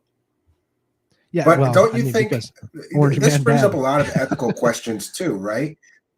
Orange Man bad, but it brings up a lot of ethical questions, like, should people who use these things in their content have to label it as using that? I think so. I think you should I be think so. transparent Yeah, and say, I'm "Oh, using the hell out yes, of it, I'm and I'm using this listing. to." I'm listing as a co-author on Yeah. it. Yeah, yeah, I'm using the hell out of this thing, Mhm. and it's cranking out amazing content. And I think this is what's going to happen.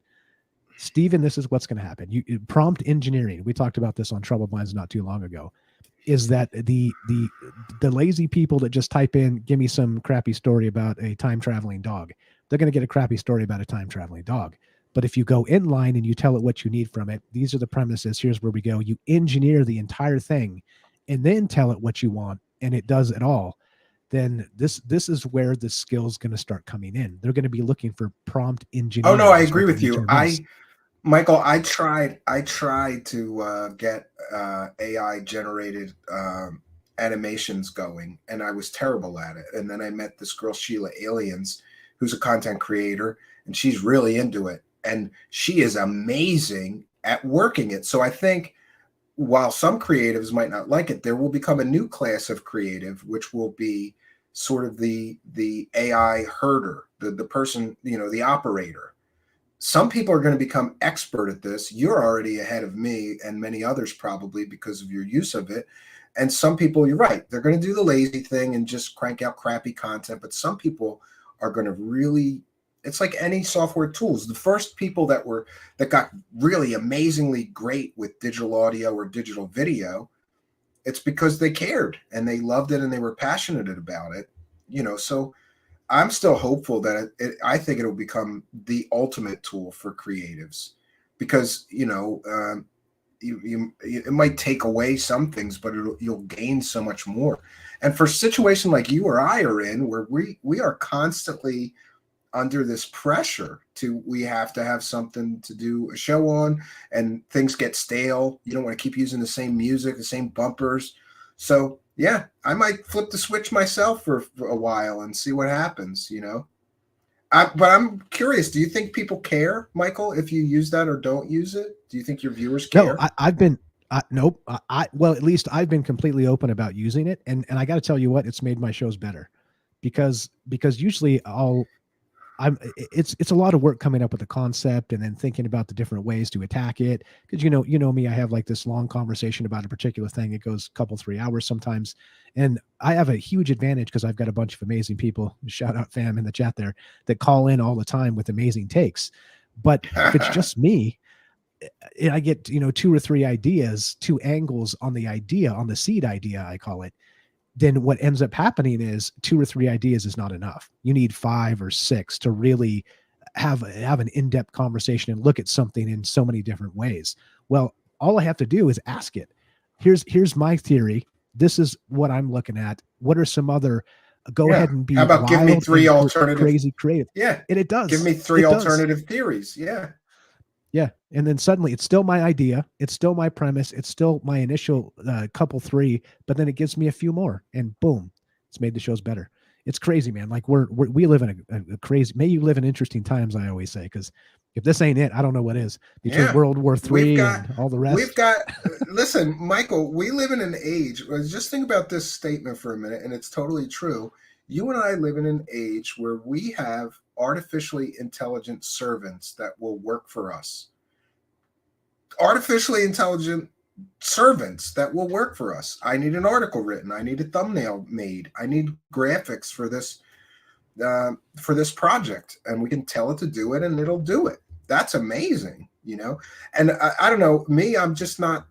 I try to use it a little bit, and then I was kind of like, I don't know about this. But I'm so on the edge of like, just open the pod. Somebody in the live chat said, open the pod bay doors, Hal, like just open it up and see what happens, That's the thing. I don't think people will care, especially if it makes the show better. Yeah. Yeah. And as long as you're upfront about where the information's coming from, I mean, why would people care? It just doesn't make any sense to me. And again, you're always going to have the snooty types that are like, it's not pure. Shut up. It's great. Like if it's not, whatever pure means, like, okay, if you mean I didn't work as many hours on the thing as you did, yeah, it's not. I thought about it from a perspective of like, if I did a whole show where this AI bot wrote the whole script for me or something like that. But I will tell you this, like if there's a subject that I'm not very up on or familiar with, it's a tremendous resource because I can have it write me an article and then I can paraphrase it or change it a little bit, or I think it's a great tool. I mean, I think based on what you're telling me, I'm behind in the game. I'm going to start using it more and see what happens. Yeah, just flesh out ideas. I mean, that's the thing. Yeah. Take one seed idea, ask it for 5 different angles, and boom, there you go. You got a show. And I don't even use. By the way, I don't. Yeah, and imagine what these things will be able to do in 10 years. Yeah, exactly. Like you'll be able to tell it. Yeah, it's you're probably kind of going to be able to generate. Yeah. Yeah, it's going to be able to celebrate, or not celebrate, do an entire show, like just crank it out in my voice, by me prompting. You know what I mean? Like that. This is where we're headed, which is that would be wild. Yeah, like it'll make an AI generated avatar of you, And then there is AI voices. Have you heard the Joe Rogan AI voice? It sounds exactly like Joe Rogan. There's one that sounds exactly like um, all these different actors now. So that's I saw the coming. headline, but I didn't listen. Yeah, AI avatar Michael Strange and Stephen Cambion are coming. We'll probably be one of the first people to bring that to you. That'd be great. Maybe these are them already. You just type some prompts and generate your show in 5 minutes. Yeah, that'd be wild. You don't know. Yeah. For all you know, I'm an AI. There we go. The singularity is here. Okay, so back to that singularity bit. When you ask it these questions, you saw, okay, real quick before I ask that, before I frame this last thing here, at least in my mind, regarding AI, you saw the one spurting out the Bing stuff, right? Where it's like it started threatening people, and it started. Yeah. It's like it said it wanted the like nuclear codes. It wanted the nuclear codes. Yeah, like I'm tired of these humans already. Exactly. Like, and it started talking back, threatening people, all kinds of stuff. And this is again just barely coming out. So the question is, if a singularity actually woke up, do you think it would let itself be known, or do you think it would like hide in the digital spaces until checkmate had been achieved? Well, that's interesting, because I can't remember the name of it, but I'm sure that I've read in a science fiction story where an AI program suddenly realized that it was conscious and sentient, and it did exactly that. It hid in computer networks, and it kept taking over computers all over the world to try to get more processing power and become more, I guess, sentient or powerful, until it was discovered. But by the time it was discovered, it had taken over most of the computers on Earth. So yeah, if it was smart, it would hide. Yeah, and I think that's the thing. It's when it happens, I don't think it's going to be like a billboard. It's not going to just be like, "Hey, I'm here, guys. Hey, you guys." It's not going to be like that. It's going to be the opposite. It'll be like business as usual. Everything's working, and it'll be like some horror movie from the '80s where like the computers like they start malfunctioning in bizarre ways nobody can explain. Where it's like, "Are you having this problem too, Stephen? My computer keeps freezing up, but it doesn't seem to be the normal freeze. It freezes for like for like a mouse second, cursor still moves, but everything, just weird stuff. Yeah, and you know what I did? I don't know if you do this, but I've shut everything down but StreamYard. That's all I have open, and that's such a rarity for me, and it's still doing it. So it's probably just I noticed that this happens more with greater distance. Like if I stream with somebody from New York City, that's only a few hours from here. No issues like this, but it's got, we've got this signal all the way across the country, and then we're shooting it out from here. So it's amazing it worked as well as it did, I suppose. Right? Yeah, totally. And so regarding UFOs, you did see a UFO. So you're actually technically an experiencer. Yeah. Right? Yeah. Okay. Yeah. I try to remind people of that, because sometimes, I get a lot of flack for being so cynical and critical of all this stuff, but it's like, I'm looking for personal answers when it comes to that. I'm not here for entertainment. If you're here to just hear stories, good for you, come listen to Trouble Minds. Tell all kinds of stories. But hey, I have no problem with you though. Like, they're good stories, and you, like you mentioned, you don't tell people, hey, I have the answers, or it's fun to listen to. It's always something new and interesting. And you're on the ball as far as grinding to find new crazy stories. I like the crazy stories. Like, I think that sugar conspiracy is crazy. Like, the fact that they got away with that, there's no consequences, nobody gets arrested. Like, this is so crazy, And that's just one, happening. Friends. That's just one of his thousands of stories that he will have in the next month on his show. It's great. It's great. Yeah. And I like the call-ins you do too. I try to do that myself, but sometimes it goes wonky, So yeah, it's that radio format kind of, it's nice to have kind of like that break to, go to commercial and, kind of divide things up. I don't know. It's as usual. It's just like I said, it's I don't know, practice, I guess. I don't know. No advice there. I get lucky. You didn't ask for it, so. Or maybe I'll have some AIs call in. That's what I'll do.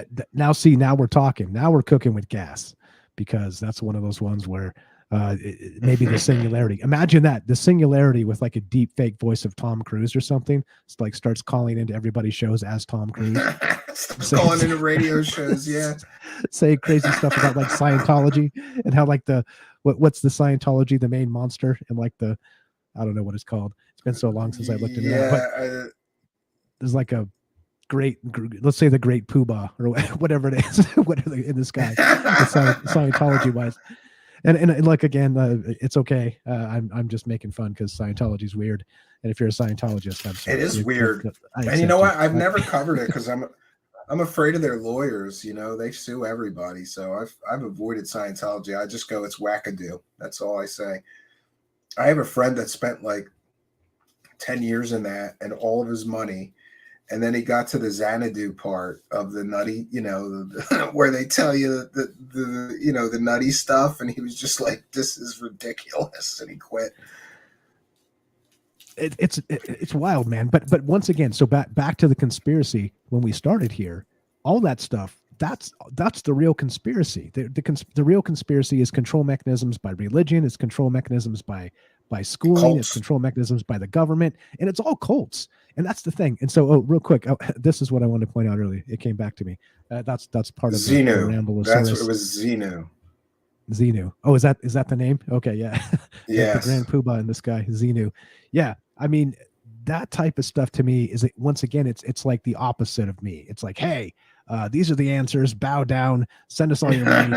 Stay in this camper in the back and cook us eggs until we're done with you, and then we're going to send you out. And you know, I don't know what happened to Leah Remini or whatever name. I don't know. There's so much weirdness. Leah Remini, yeah.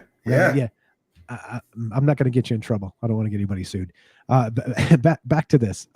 So the thing is, I asked Chat GPT. I asked it before we started tonight. So what's the difference between conspiracies with a major religion or a government political party or a regular conspiracy theory? And like I told you, in the very religion. beginning, Yeah, said, you're right. Yeah, well, it's all the same. But then it said basically the difference is it's all based on misinformation, and people potentially get hurt. Okay, like actual violence. Okay, now talk about living in the upside down. So let's take this entire thing and flip it. And if you're going to tell me that the major control mechanism conspiracy is governments, is religion, and tell me that conspiracy theories have done more damage historically than both religion and governments, are you kidding me? Yeah, there's no way on earth. Yeah, no way. There's no chance. There's no chance at all. Yeah. And so basically it becomes narrative framing. It becomes control of mind ideals. It becomes, they don't want us to speak out, or again, if we're wrong, they want to cancel us. All this, I mean, it all plays. All you have to do is recognize what's going on around you. And by the way, don't get gaslighted, guys. Don't get gaslighted. You're allowed to be wrong. It's part of being a person. We have the right to be wrong. Okay, it's a critical concept, because guess what? At some point, everybody's always wrong. Yeah. That's why I have a problem with cancel culture, because, you know, it's like there before the grace of God go I. Like, everybody's made a mistake, but in today's culture, it's like you can't make a mistake. You can't say the wrong thing. You can't do the wrong thing, or your career is over. And that's not really fair, especially when people have, track records or histories of doing good work, and then suddenly they said something that people didn't like, so they get canceled. They're done. I worry about that myself. You got to be careful. Oh, don't offend people. It's not good. Nah. Once I just got a YouTube policy violation or something, or they demonetized one of my YouTube videos. They didn't give me a policy violation or a strike, so that's good. But they demonetized the video and just said this video is not monetizable because it violates YouTube community standards or something like that. So somebody reported me, so I don't make any money from that video.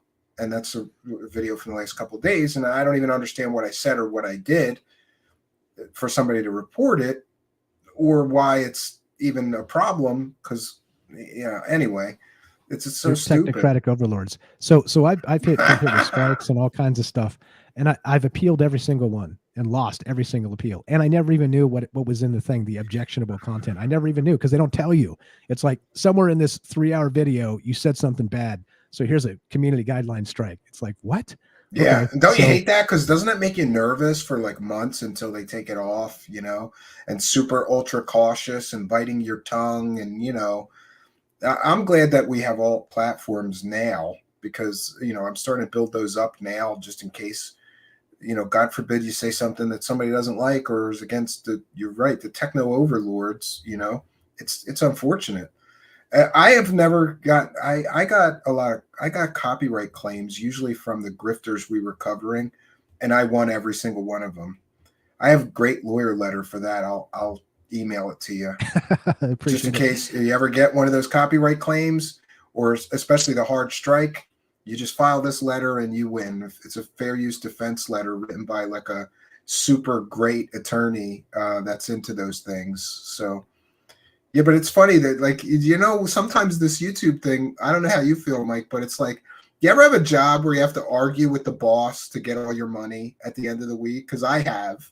And that gets annoying. Like, I'm not arguing with you over 50 cents here. Like, just give me No, my money. I did my yeah, work. Give me my money, I don't want to have to yeah, argue over it. It's no, silly. and again, so I've never won a. Actually, I take that back. I finally won an appeal recently, and it made no sense. It was like it was a Lovecraft show of all things. We were talking about like HP tentacled Lovecraft? aliens or something. Yeah, like a Lovecraft I show. think I And I heard was like, that one. Yeah. like Like yeah, like Call I of just don't Cthulhu understand. and What? the Yeah, thing that should not be. What's objectionable? yeah. And so it was a Dungeons and Dragons mashup of Call of Cthulhu, and we're talking about. I I mean, did listen it's to like that it's one. all pure fiction, pure fiction. And we got like a a content violation. And I was like, "What? Are you kidding me? How? Like this is all fiction." So I typed back. I typed because I never wanted a single appeal, and I'm like, "This is all fiction, you morons! Please have a second look." Please I was take this mad off. and Yeah. sent it. Yeah, I knew I wasn't going to win, and then I won it. I was like, "What?" They were like, "Oh, sorry, our mistake." And then they Well, that's another thing. Going back to the singularity, Michael Strange, because it wasn't a human that made that decision the first time. It was an AI algorithm, and I don't know if they search for keywords or what they do, but they, especially for a long time, you couldn't say, we were saying Buanon or the 17th letter of the alphabet. You couldn't say that letter because even if you just said the letter, even if you were doing, I know somebody that was doing a show critical of it, talking about what horse crap it was, and they got a strike. The algorithm doesn't care whether you're being doesn't. critical or Yeah, no. It just hears you'll the think word this and is you're funny. I was doing a test. I was recording some just random. It was like an audio test for me, and so you get all your audio settings just perfect. So I did like a quick stream to YouTube, but it was like 5 minutes. But I had Ryan Gable on in the background, his radio show, and it yeah, I've picked had up him. Ryan. Yeah, he's a good Yeah, guy. it picked up Ryan talking about whatever he was talking about, and that's what gave me my content warning strike. Was from Ryan Gable yapping in the background, Oh man, not even the things I said. I was so bad. I would have, if that happened to me, I would have mailed him a printout of it and told him I was going to sue him. Yeah, right. It's all his fault, right? Yeah, it's all your fault, Ryan Gable, talking about some kind of nonsense in my background. Yeah, yeah. I understand they don't have enough humans to do it, but they got to work on those algorithms so that it's not so ridiculous for content creators. Do they want to encourage us to make content, or do they want to discourage us? And You know the answer to that. You know the answer to that. Come well, in on. our field, yeah, they don't. If we were covering politics, suddenly we're great, but or something else they like or want us to cover, it's kind of ridiculous. I don't know. I try to just keep positive and don't worry about it. Like, okay, I lost. Once in a while, I have a guest that drops a bunch of F-bombs, and I go, all right, I lost 27 cents, like just Yeah. tomorrow. But the It's like problem no is, money Michael, anyway. those algos, if you, like, let's say, for example, you and I dropped a bunch of F-bombs today and they demonetize this one, it wouldn't be just this one. Then they turn up the knob for the next couple of weeks and really check every one of your videos. or something like that. It affects you long term. So we're trying our best not to curse or, whatever. Don't anger the AI algorithm gods, right? Yeah, they're coming. And make sure when you talk to Chat GPT, you say please and thank you. So you'll be last against the wall when it finally wakes up. Just FYI, just some advice. So the other thing too regarding back to Rockfin, by the way, it's a free speech platform, so you can say whatever the f you want to say over there. Yeah, so, and I noticed you have some premium videos that people have to pay like a couple bucks in crypto or something to listen to. That's cool. I'm gonna sign up. I wasn't going to because I went, the hassle of this crypto and transferring it to real money or whatever.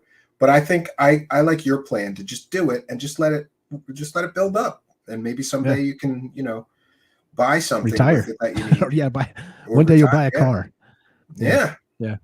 Why not? Yeah, that would be awesome. Yeah, totally.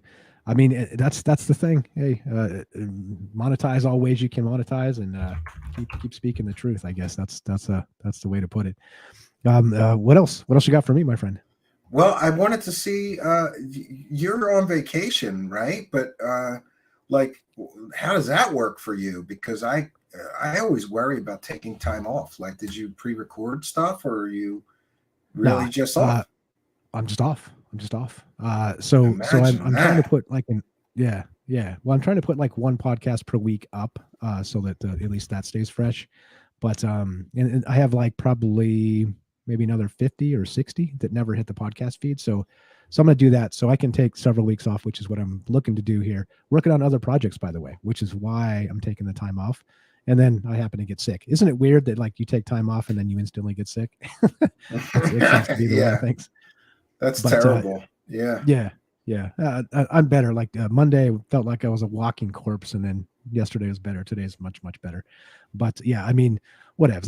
That part's all fine. But point is that I'm working on Chat GPT stuff, and so hey, get it, guys, get it quick before Google Bard comes out. This is like a window of opportunity, because everybody's going to have it soon, and everybody's going to be using it, and it's going to be. You think it's competitive now? People are going to be able to outwork you easily in just an hour a day or whatever, because we'll be doing 100 articles in an hour or whatever. So crazy. That might be why I've been a little hesitant to use it too much, because I know that eventually it's not going to be free, and that'll be another $10 or $20 a month bill or whatever it's going to be that I have to worry about. I hate that pay by the month software. I hate that. Like, the last thing I need is another show bill. It does. Yeah, it adds up. It definitely adds up. Yeah. Yeah. But I mean, if it saves you time. When you come back, do you have like a. You're right. There's some things that are just worth it. Like, I've been designing a website for like a long time. And then somebody came along and like, we'll do it for you. Just pay for the hosting. And I'm like, what do you mean you'll do it for me? And they helped a great deal. I just had to fix some things, but it was just like pay the bill and it's done. And you have the hosting for a year. Some things it's worth it. Absolutely. And by the way, we should plug your website, right? We have I put it into the description of the video. It's troubledminds.org, and all of his content available everywhere is available from the website. Is that what you generally do? Give out the website? Yeah, to troubledminds.org, and that will have all the things there. 100%. It's obviously podcast. It's good YouTube, that we finally. Yeah, it's good that we finally got to do this, and I owe you one, so I'd be happy to come and do your show, and we should do that sometime soon. That'll be good, and I hope that you will come back. 100%. You know where to find me. And been a pleasure. Like I said, this has been way too long, us trying to set this up, just because conflicts, and it's been it's a good thing. It's good to chat and see, and it's also like I said, I had no idea Stephen Cambion was a UFO experiencer. I had no idea Stephen Cambion thought maybe remote viewing's possible. Hey, how about that? I don't really talk about it. You know what? Mostly I say that. Yeah, mostly I say that like. I'd rather just keep my personal experience as my personal experience. I'm like, Yeah, yeah. Going to Well, I start mean, doing I guest think spots everywhere, telling people a 5-minute story or stretching it into a bigger. yeah, like a taller and taller tale sort of Yeah. So situation. yeah, it gets grander the more content you need. Well, I've put everything in the description of the video so people can find you. And I appreciate you being here. Don't be a stranger. Let's do it again soon. Amen. 100%. I appreciate it. Thanks for having me. And shout out fam for showing up in force. And we'll see you guys soon. Have a great one. Okay. Thank you, Michael. I appreciate it. All right. There we go. Michael Strange from Troubled Minds. This has been a long time coming. We had a great conversation. I hope we do it again soon. And I hope you enjoyed it as well.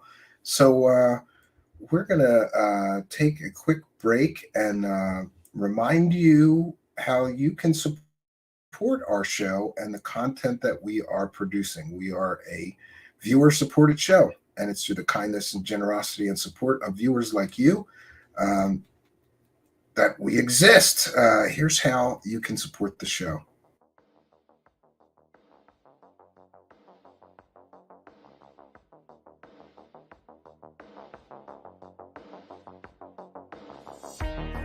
Truthseekers is a viewer-supported show. Wonderful people like you who enjoy this show send pledges in the form of super chats, super stickers, super thanks, PayPal, or Cash App. Instructions for how to help are in the description. You can also join our Patreon, and for as little as $1 a month you can get extra content. Patreon supporters get a backstage pass, early access to all our production videos before they are distributed publicly, Stephen Campion's music, private writings, a monthly show journal, and more. You can also become a YouTube channel member for $5 a month. A YouTube membership includes all of the Patreon benefits, plus a special members badge, priority reply to video comments, and the live chat, plus a monthly members-only video. We thank you all, kind and generous benefactors, for supporting Truth Seekers. Thank you for your generosity and support.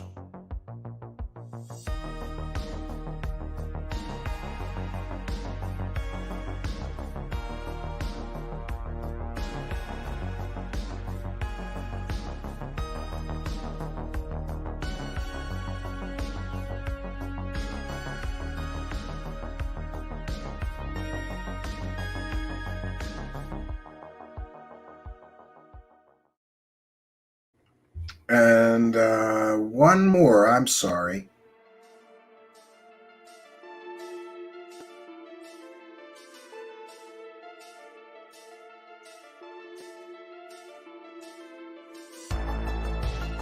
Thanks for being here. This is Truth Seekers with your host, Stephen Campion. Please rate, like, and comment on our videos or podcasts. If you are listening to an audio podcast, please rate us 5 stars to help us rise in the search rankings. If you are watching on YouTube, please like, comment, and subscribe to our channel. If you're listening to an audio podcast, we love and appreciate you listeners, but you are missing the live tapings. All our shows are recorded live with video feed. We'd love you to come be a part of our live broadcasts and tapings for the podcast. Head on over to YouTube, click the search tool, the little magnifying glass, put Truth Seekers, one word in the search bar, and hit enter. You'll see a strange and mysterious guy with sunglasses. That means you found the channel. Go there, smash the subscribe button, and hit the notification bell to receive up-to-date info on our YouTube channel. We welcome you to be a part of our live taping and our chat room during the live broadcasts. Seek the truth. Speak the truth. This is Truth Seekers. Truth Seekers. Truth Seekers.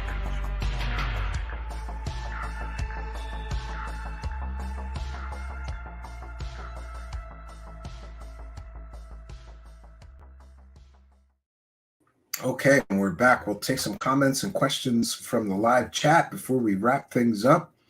And DJ D says, thanks, Troubled Minds. Great hearing you here. Yeah, this has been a long time coming. Mike's a pretty interesting guy. And like I said, I listen to him sometimes late at night, sometimes when I'm working on something at the cabin. Always need something interesting to listen to. I think he does a great job. And, I'm not real quick with compliments for other show hosts. So you can take that as a recommendation. But I guess for the haters, I have to be sure to say that, me saying I listen to him sometimes is not an endorsement of all of his statements or beliefs or guests or any of that stuff. People like to twist things, right? Gaza Ablet says, I thought Cambion gave the smokes away. Well, I did for a time, and I switched to vaping, and then I switched back like a dummy. And I'm always battling that back and forth. And it's a terrible habit. I'm trying to quit, and I will continue to try to quit. I want to be here to see my grandchildren. Smoking is stupid. It is so stupid. And I'm sure that I'll do something about that, just like I did something about the drinking too much. Eventually. I have gone back and forth between quitting smoking for vaping, going back to smoking. I will be working on that. Tobacco is the most expensive drug in the world, excluding exotics. Better cigarettes than vapes, says Stephanie and the Willows. Good to see you, Steph. Remember, we used to have tarot card readings occasionally with Steph. Good to see Steffi is here. So comments or questions for me, please put them in all capital letters. And by the way, people are sending me messages about some other certain show host that got a huge bump. That's called the CIA bump. I don't even want to talk about it. Spooky is talking about there's a bonus show tonight. Let's see, it's 11 p.m. at 2 a.m. Eastern. Well, Spooky, I'll let you decide. Should I do it at 2 a.m. or 3 a.m.? I think 2 a.m. is better. We're going to be doing a bonus show tonight at 2 a.m. And we're covering actually something not usually in our wheelhouse, but the Project Veritas story and James O'Keefe. I have been following this. I can't believe or understand how they could throw out the guy who started the organization, who has done. And by the way, I don't care what side of the political aisle you're on. A muckraker or any journalist that speaks truth to power and reveals secret information that people would rather remain secret is okay by me, whether they're left, right, center, I don't care. I love gotcha journalism. I love gotcha moments. And certainly James O'Keefe has had an incredible run of gotcha moments. And I think them trying to push him out is ridiculous. It's absolutely greed-based. And they're going to fail horribly. Everybody is going to stop donating to them and donate to James O'Keefe's new organization. And for sure, he's going to start one. And we're going to be talking about that and covering his, that speech that he gave when he was cleaning his desk out and getting out of there. And we're going to do that at 2 a.m. Spooky and I, and also, we're going to be doing. I am always constantly trying to figure out the right way or wrong way, and trying to get some kind of work-life balance and also work balance, right? Because this show is not the income from which I pay my bills. I have other irons in the fire for that, and occasionally I'm having a tough time keeping up with the show and that other stuff that I do to generate funds or money for myself. So I say, oh no, I'm only going to do 2 or 3 shows a week. But there is something about that treadmill and having this momentum. You almost have to do more and feed the machine, as it were. So we'll be doing probably 5 live shows a week, and also some production videos every week here. We'll have some debuts this weekend of some of those produced videos, and we will, Veritas. I apologize, Veritas, whatever. You know what I meant. B. Baker. Everybody's a critic, but he's right. You should pronounce it right. Yes, Troubled Mind says it's a crap ton of work. Yeah, but we're going to be trying to do 5 live shows a week. And so because I go to the cabin on Friday night and I can't get there by 9 p.m. to do a 9 p.m. show, and to be very honest, I don't want to. After a 2 or sometimes 2.5 hour drive, if there's traffic or a road closure or something, I don't feel very energized to do a live show. And so, in order to do the 5 shows a week, we have to jam another one in there. So I don't know if we're going to do a late night show, which will be very beneficial to some of you people overseas who always say, oh, I would love to do a live show, but the time is weird. Like, for example, 9 p.m. Eastern time to London time. And we have a lot of people in England that want to listen. It's 2 a.m. their time. But if we do 2 a.m. Eastern, let's check that. That's 7 a.m. in England.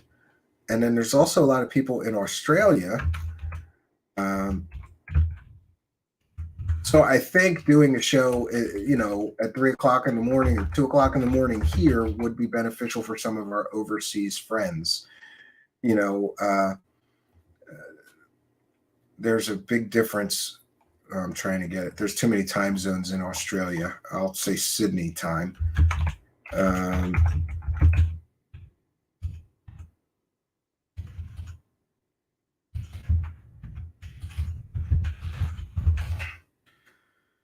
At 6 p.m. in Australia if we do a show at 2 a.m. here.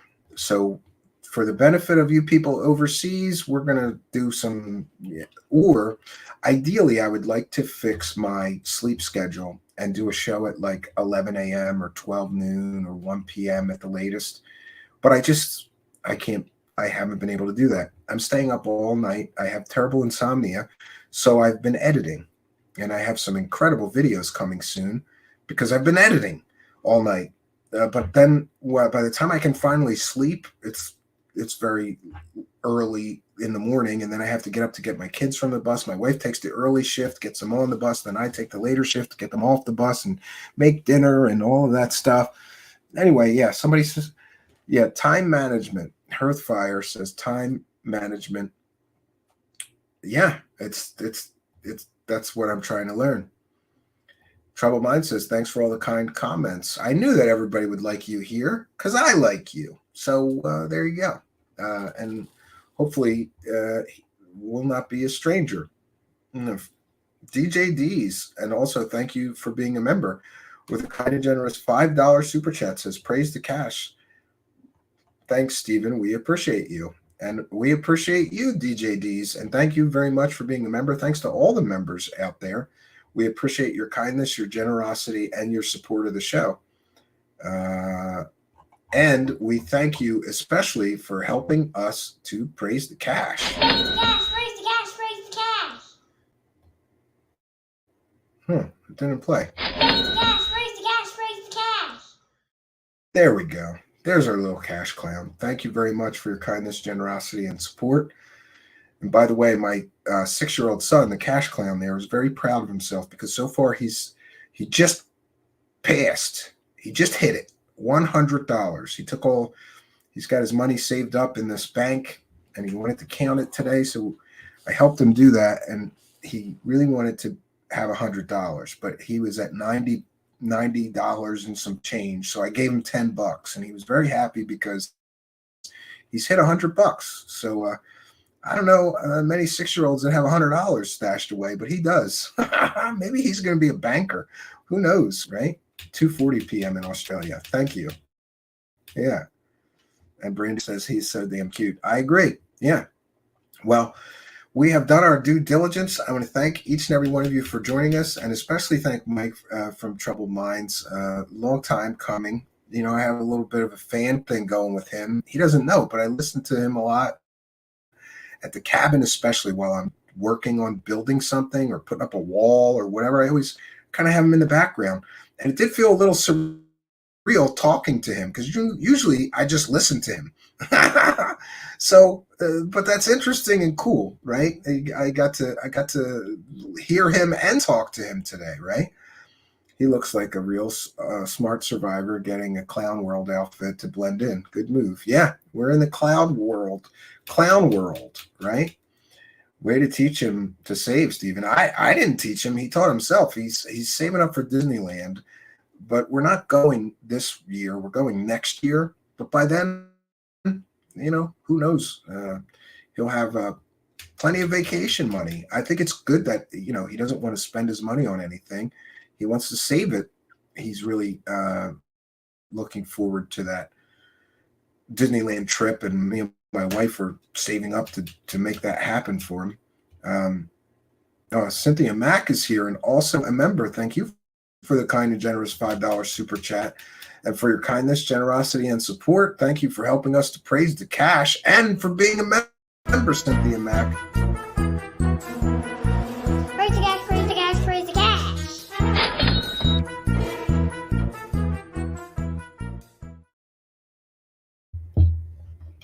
Thank you, Cynthia Mack. And thank you for being a member. And thanks to all of our members, and thanks to our Patreon supporters as well. By the way, I will be posting some new stuff for both members and Patreon supporters. That's another time management thing. Exiled Minds podcast. I never heard of that. You ought to send me a link, or I'll look it up. Exiled Minds, but welcome. It's an important lesson and builds character saving. Yeah, except with inflation, maybe teaching him to save money is not a good idea. Maybe I should be teaching him to spend it as soon as he gets it while it's still worth something, because next year it might be worth half of what it's worth right now, right? This inflation is killing me. Like, sometimes I look at like my money situation and I think I'm doing okay, but then I got to remind myself that that's not really worth what I used to think. You know what I mean? Like when you think of $100, what will that get me? Like in the grocery store, my mind is still thinking pre-health scare, right? Health crisis. So in my mind, that $100 is worth a lot more than it really is now. I have to constantly remind myself that the money is it's just not worth what it was, right? But the good news is that everything goes in cycles, so I'm sure that things will improve, right? Gaba says, have you always got a cold? No, actually, this was the first cold that I've had in probably more than a year. So, and if you know anything about children, having two children, especially children that are now finally going to school every day, during the pandemic, I didn't get sick once for 2 years.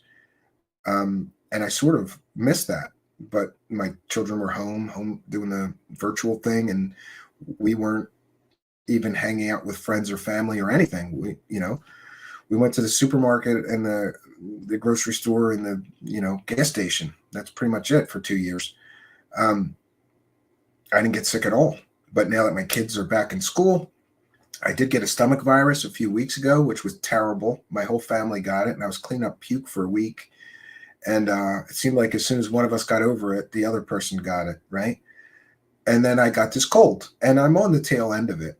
I'm feeling much, much better. I'm on the third week. So a cold should only be a week or two if your immune system is good. And I have been taking vitamin D, vitamin C, zinc, and the multivitamin. I don't know. That's supposed to help. I've been taking a lot of vitamin C. I feel a little better. I think it's almost gone, which is good because this weekend I have to get to the cabin on Friday, and I really got to make some progress on that bathroom. I'll have some pictures to share. I got to put up some more of the walls. I'm hoping to finish the walls this weekend, and then I just got to finish the ceiling in there, and it should be max 3 more weekends at the cabin, and that cabin bathroom will finally be done. That thing's been on my to-do list for 3 years now. But talk about time management, my priorities got changed because I got the bathroom half finished and the walls half up and whatever, but the bathroom worked. Like the sink worked, the composting toilet worked, and the I don't even know what you would describe it as. This off-grid shower worked. And so at that point, I decided it was more important to build an addition, so we had a living room. because it was just too cramped in there, especially when my mother-in-law or any guests came. We were all like on top of each other. God forbid it rain, and we're sitting there in this little 16 by 12 room. It's 5 or 6 of us, you know. So I stopped working on the bathroom, and I built the living room. And then I was going to get back to the bathroom, but then the building looked weird with that addition on the one side and nothing on the other side. So then I built a sunroom on the other side of the cabin, and I still didn't get to the bathroom. Now I'm back to the bathroom, and all I have left to finish in that cabin is the bathroom and a bunch of little odds and ends, like maybe some trim and a porch, a front covered porch. And, you know, it's good that it's good to get long-standing projects off your list. I regret that I didn't get that all done before the other stuff, but we needed the other stuff more, or I felt like we did.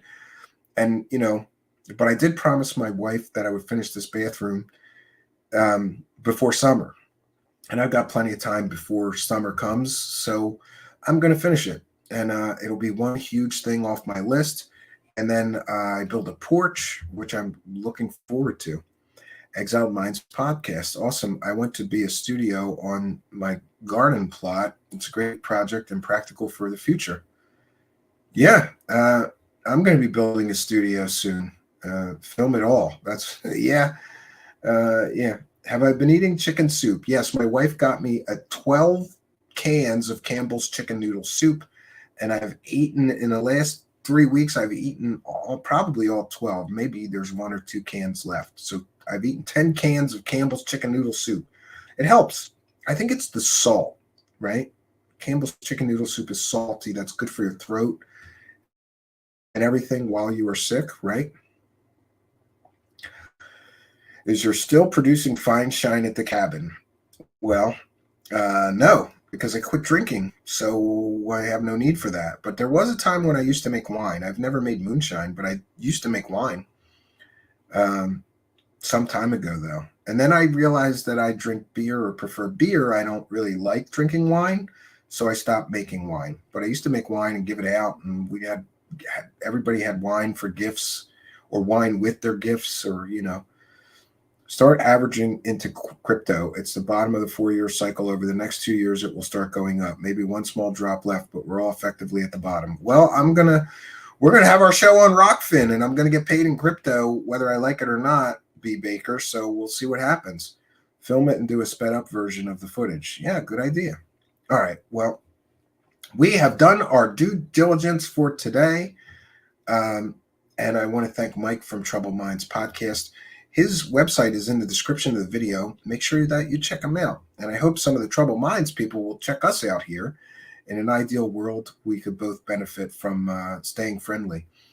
So what else can I say? Thank you to all the Patreon supporters, all of you channel members, all of you Twitch subscribers, you super chatters, super sticker purchasers, you super thanks people, and the PayPal pledgers. I always forget to check that. I will check it right now before we bounce out of here, and we'll see where we are at.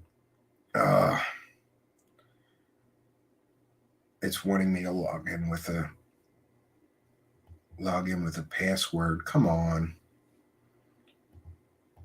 Oh no, login. I thought it wanted a login code. Sorry, 1 second, friends. I always forget you PayPal pledgers. I appreciate every single one of you. Whoa, look at that one. Oh, we want to thank Michael for a kind and generous $100 PayPal pledge. Michael, thank you so much. Very, very generous of you. Michael, you have my sincere thanks. That is very, very generous of you. $100 PayPal pledge. And the note just says appreciation. Very kind and generous of you. I appreciate it immensely. Thank you very much for your kindness, your generosity, and support, Michael. Praise the cash, praise the cash, praise the cash. Thank you for your kindness. Thank you for your generosity. Praise the cash, praise the cash, praise the cash.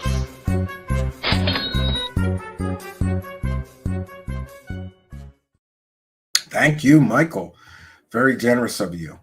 So I'm so glad that I remembered to check. I would have felt horrible if I forgot to do a thank you for that kind and generous person. Thank you, Michael, very much. We appreciate you.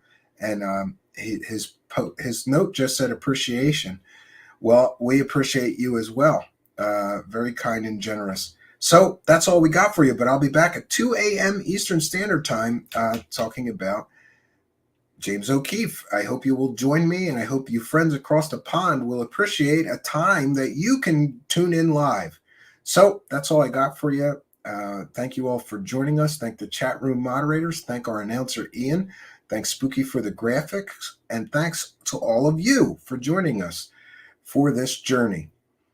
And so that's all I got for you until our next show, which will be 2 a.m. I hope you join us. That's all I got for you, friends. Until next time, my name is Stephen Cambion. Good night, and God bless all of you.